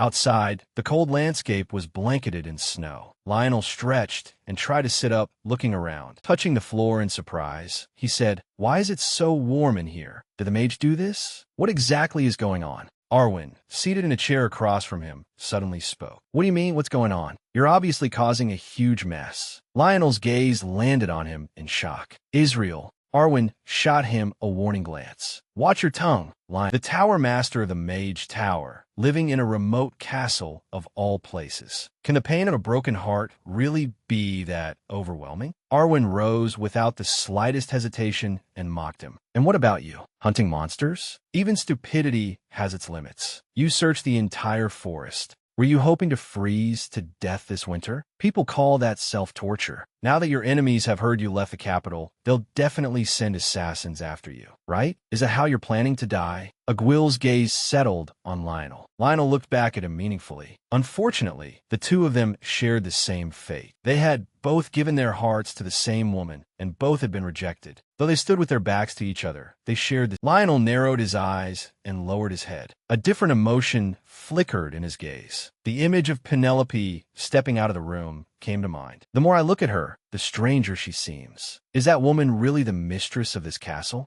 Arwen flinched and glared at him in anger. That's none of your business. Don't concern yourself with it and leave. With his magic gun always at his side, Lionel lowered his head and organized his thoughts. Where is the former Baron, and why did he leave the territory in her hands? You said she was Baron Halo's daughter, right? I understand now. Baron Halo died a few months ago, but it seems the two of you are quite close. That analysis made Arwen stiffen. Her name is Penelope, right? Arwen's eyes widened with anger. The moment he heard Penelope's name, he sprang to his feet and warned him, if you don't want your identity exposed here, then don't speak carelessly in front of that woman. Lionel looked up without saying a word. But soon after, he sneered. If that's the case, then aren't you hiding your identity too, Tower Master? Come to think of it, I never expected the Tower Master to care so much about someone else. Then he dug deeper into Arwen's pain. I thought you had no interest in humans, except for Betty. That made Arwen jolt. The two glared at each other, sparks flying rapidly between them. Penelope entered with the maids. The maids quickly gathered around Lionel and explained, I prepared dinner. You should wash up first and then eat. We'll help you. Lionel answered awkwardly, Thank you for your kindness. The moment the maids surrounded Lionel, he noticed Arwen beside her and frowned. What are you doing here? Arwen answered lightly, I was just talking with him. Lionel's eyes darkened slightly. The two of them had been talking in the hallway. Arwen asked cautiously, as if probing, Is it just the two of us for dinner? Penelope looked slightly surprised. Did you want to invite someone else to dine with us? Arwen immediately shouted, No, I didn't. Penelope felt tired inside. What's wrong with him? Penelope quickly walked off with him. Arwen still didn't forget to throw in a jab. Then have a pleasant evening. Lionel swallowed his irritation. Night fell, and snow filled the sky outside. The dining room flickered with candlelight. The maids moved about arranging the table. One maid approached with a smile and reported that the noble guest in the office was very polite to everyone. Penelope replied softly, I'm glad. The maids immediately looked worried, but still so heartbreaking. Someone like him catching a cold. How sad. A man whose mere presence can make the world seem brighter, and now he's bedridden. Penelope was utterly stunned by their words. Why were they suddenly talking like this? The maids continued, praising him enthusiastically. Exactly. Come to think of it, I've never seen such a handsome man in my life. Penelope was completely helpless. The compliments kept ringing around Arwen's ears. When he appeared, his radiance was so dazzling I thought I wouldn't be able to open my eyes. Penelope said nothing and simply kept eating in silence. Arwen couldn't hold back any longer and looked up. He got straight to the point. Penelope, you think he's handsome too, don't you? Penelope was slightly surprised and didn't quite understand. So suddenly? Her voice remained calm as she answered, "Does my opinion matter? I'm not especially interested in him." Arwen, looking dissatisfied, pressed her, "But at least you can give an objective opinion, can't you?" Penelope recalled Lionel's tear-streaked appearance and commented, "Objectively speaking, he is handsome." She began listing the details. His nose bridge is high, his eye sockets are deep, and his skin is very smooth. That made Arwen grimace in displeasure. What's wrong with her taste? Does she really think that guy is handsome? Penelope's voice echoed through the room. Are your eyes even working properly? He is obviously handsome. He just looks a little cold, like he stepped out of a novel. But why are we even talking about this? Arwen looked a little unhappy. Let's just drop the subject. He's not worth discussing. Penelope, exasperated, went along with him. Right, I think so too. A few days later, fortunately, the work of installing the gravel flooring inside the castle was proceeding smoothly. At the moment, the work was focused on the Lord's offices and the meeting room. Once that was completed, the servants' quarters would also be fitted with heated flooring. Lionel was staying and sleeping in Penelope's office, although Lionel's guards objected to him staying there. Once they saw how comfortably he slept, they only stood guard quietly outside the door. Perhaps thanks to resting in such a warm place, Lionel's fever and cold symptoms subsided quickly. After his fever broke, he sent reports to ensure his territory was still operating stably. After confirming there were no problems, during his stay at the castle, Lionel sent only brief messages to let them know he was still alive. The problem was the cup of green tea gently steaming between them. Penelope gave the Lionel sitting opposite her an awkward smile. "This is so uncomfortable. Why does it have to be my office?" Lionel smiled and raised his teacup. "I hope I'm not interrupting your work." Outwardly, Penelope brushed it off cheerfully, but inwardly, she was endlessly annoyed. "Not at all." Penelope glanced down at the teacup in her hand and hesitated. She looked up at the maid. "Giselle, I want coffee." Giselle quickly reminded her, "You said drinking too much would keep you awake at night." Then Giselle's gaze lowered coldly, flatly forbidding it. "You already had some this morning, so no coffee this afternoon." Penelope sadly accepted the tea in her hand. "One cup should be fine, shouldn't it?" Giselle shut her eyes tightly, lowered her head, and reminded her, "No. What if you get dark circles under your eyes? It would ruin your complexion." Penelope fell into despair and accepted her fate. Lionel, sitting opposite, observed the two of them. Giselle, slightly excited, added, "Come to think of it, the repairs in the meeting room are finished, right? Have you seen it yet?" Penelope answered gently, "Now the servants can stay in the meeting room. I'll tell the steward, so remember that." "What, really? That's wonderful. I was so stressed having to stay with the knights and the gardeners. Even though the knights have proper barracks, they still keep cramming into the house at night." Then Penelope smiled and reassured her, now the gardener's house can be used by the knights instead. Everyone will be more comfortable. Giselle excitedly hurried outside, not forgetting to say, "That sounds great. I'll tell everyone." Only then did Penelope notice that Lionel had been watching the two of them the whole time. He smiled and said, "Please forgive me." Penelope's good mood was instantly ruined. "Why is he looking at me like that?" Lionel teased, "I didn't know you liked coffee." Penelope didn't want to answer. "Why is he suddenly paying attention to me?" She frowned and explained vaguely, "It's just one of my little pleasures." Lionel's eyes lowered as he thought in silence. Soon he looked back up and said, "If it's not too much trouble, may I have morning coffee with you? It's been a long time since I've had any, and I really miss it." Penelope smiled silently at Lionel, but inside she was extremely dissatisfied. "Absolutely not. This man makes me uncomfortable. I can't tell what he's thinking." Penelope quietly set down her teacup, then gave a forced smile. "I'll have a servant bring you some coffee."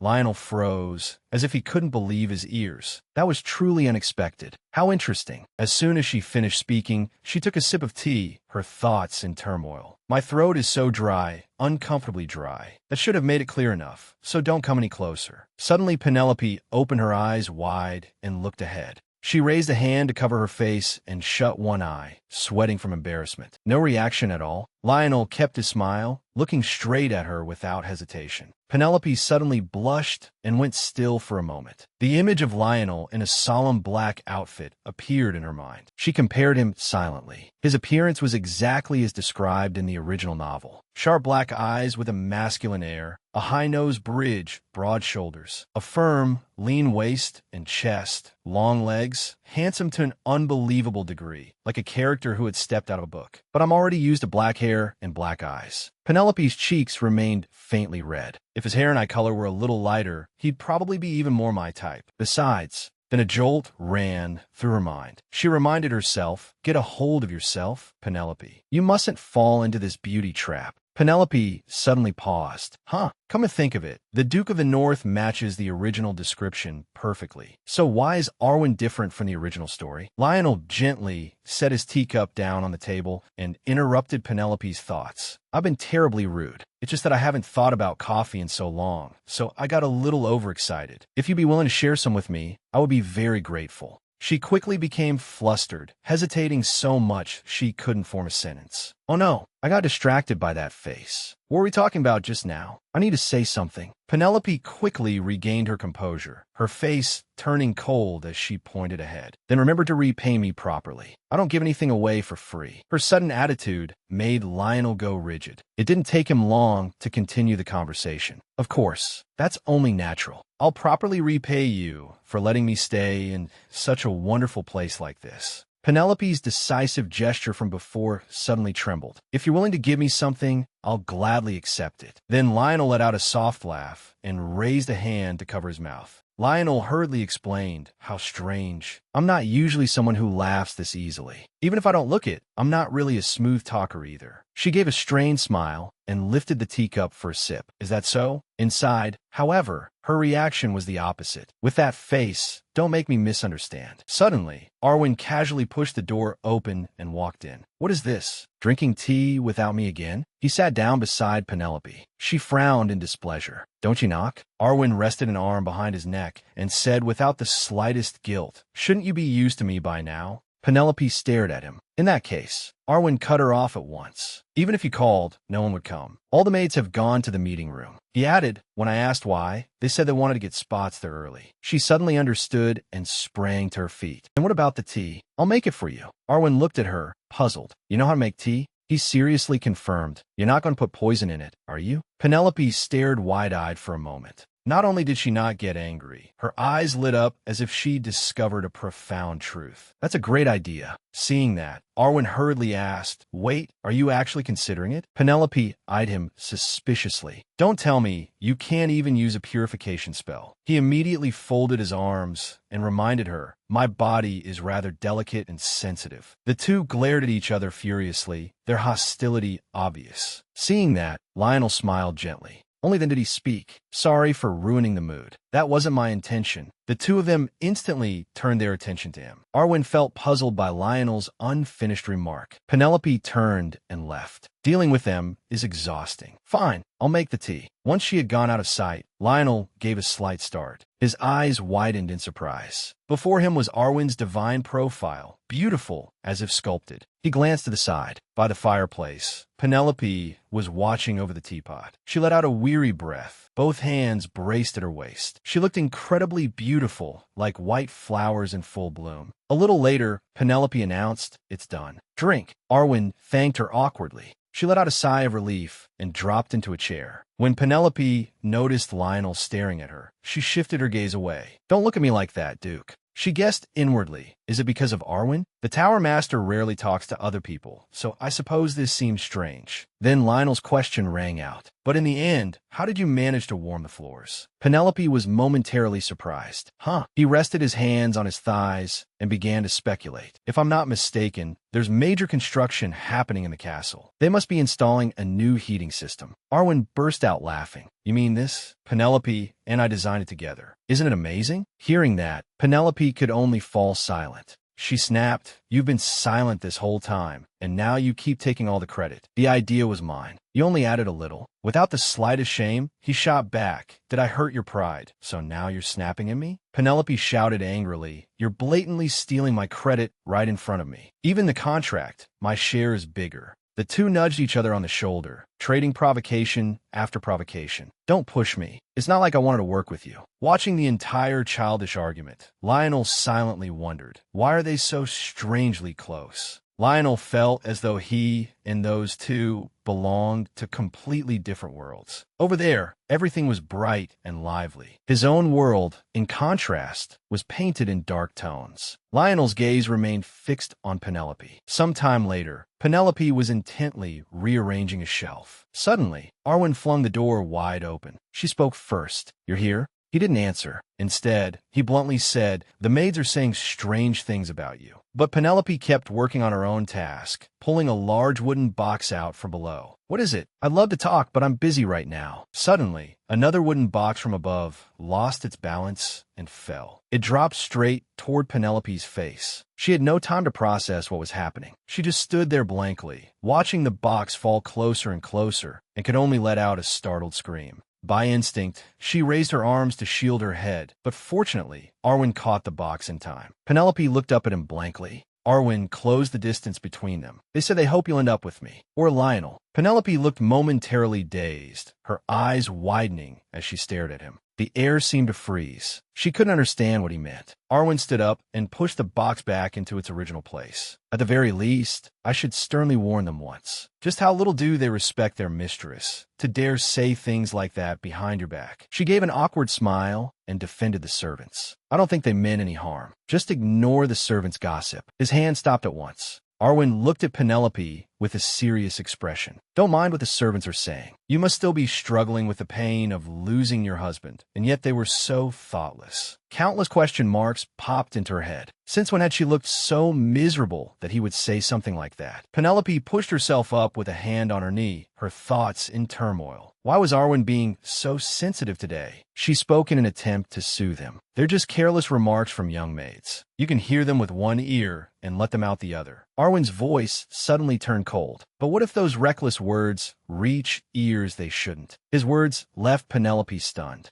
Arwen continued, "If strange rumors start spreading about you, what are you going to do?" She scratched her head. "I don't know. As long as they don't reach me, there's not much I can do to stop them anyway." He shot her a look, clearly unwilling to let it go. "I'm talking about your reputation and your honor." Penelope's pupils widened in surprise. "Why are you getting so worked up? There's nothing wrong with falling in love, right?" Arwen couldn't immediately find a response. What was he panicking for? "You might end up meeting another man." Penelope answered matter-of-factly, "Of course." She stroked her chin in serious thought. "Preferably a handsome one." In this world, relationships were free. Even in the conservative North, people did not interfere too much in a widow's love life. On top of that, nobles often had lovers, and remarriage was generally not looked down upon. It seemed closed off on the surface, but in truth, this was quite an open society. "After I adopt a child from a collateral branch of the family and pass on the estate, remarrying should be entirely possible." Penelope lightly clenched her hand, as if making up her mind. "In my past life, I never got to experience love because I was too busy with work. This time, I'm definitely going to try it." Seeing that, Arwen suddenly stiffened. The image of Penelope in another man's arms flashed through his mind. Just imagining it made him uncomfortable. Outside the manor, sparrows chirped on branches left ragged by winter. The servants and stewards of the estate were overjoyed. The snow had finally stopped falling. "At last, I can wash all those piled-up clothes, and I don't have to worry about getting lost on the way home anymore." Penelope stood in the middle of the house, watching everyone busily go about their work. Everyone was excited. She pushed open the door to her room, but inside, Arwen and Lionel were glaring at each other, sparks practically flying between them, both full of provocation. Penelope stood dumbly in the doorway and inwardly groaned. "Oh dear." She sat down in the chair opposite them, deeply dissatisfied. Lately, those two always showed up exactly at her tea time. "Sometimes I just want to drink tea alone." But outwardly she remained cordial. "You two are here." A maid gently set down a teacup in front of Penelope. She looked at the two men competing before her. In principle, everyone knew they disliked each other, but she had never expected them to bicker, even during tea. Sweat beaded on Penelope's face. She lifted her teacup. "Better to just pretend I don't see it." Outside, the sky was clear blue, with only a few wisps of cloud. A voice came from outside the door. "My lady, it's the steward." Penelope politely replied, inviting him in. Head steward Halo bowed and quickly delivered the news. "My lady, Guild Master Pablo has come to see you."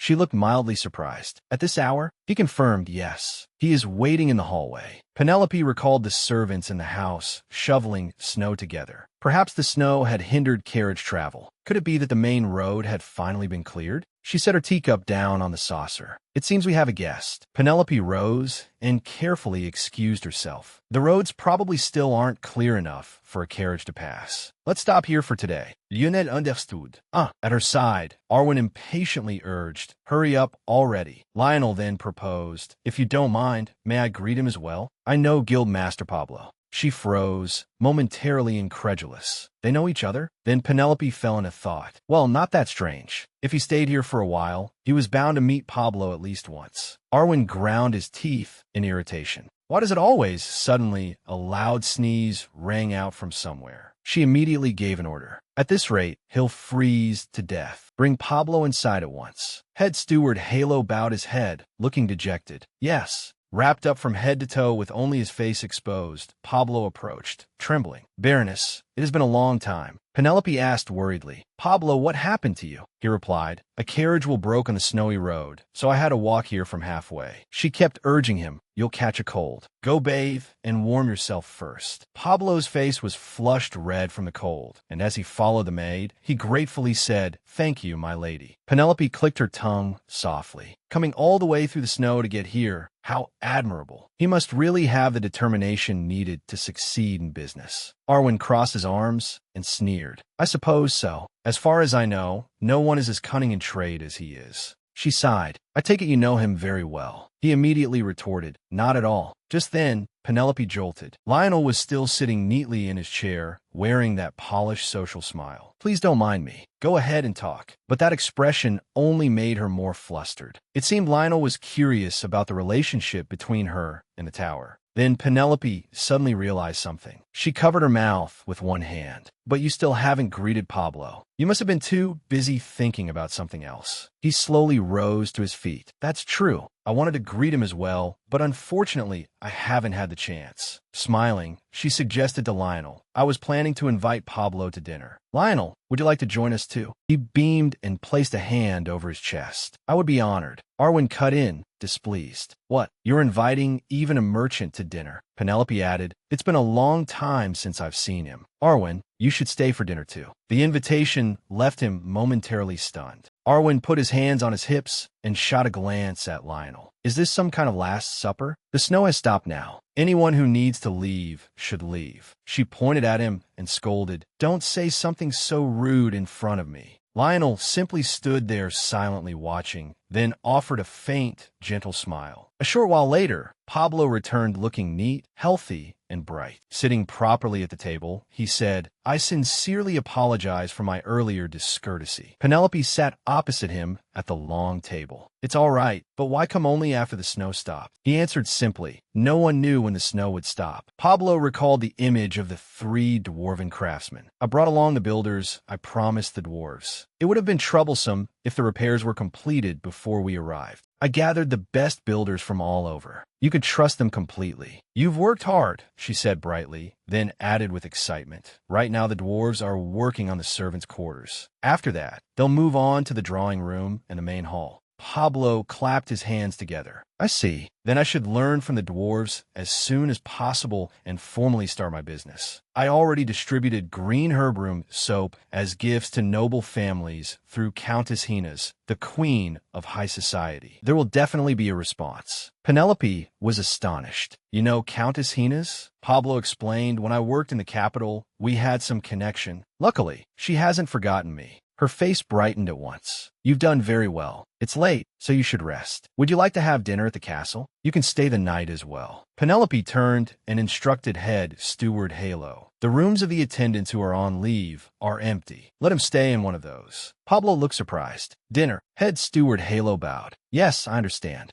She continued, the steward will show you to your room. We'll dine here, so please don't be late. Pablo jumped in shock, as if he couldn't believe his ears. Dinner here. Penelope voiced what she was thinking. We'll be seeing each other often from now on, so sharing a meal should be fine, shouldn't it? Besides, there's someone in the castle right now who knows you. You'll be dining with him as well. He blinked in confusion. Someone I know? A nobleman? She smiled with narrowed eyes. Penelope said, Lionel Leovan. Pablo's eyes widened in shock. What?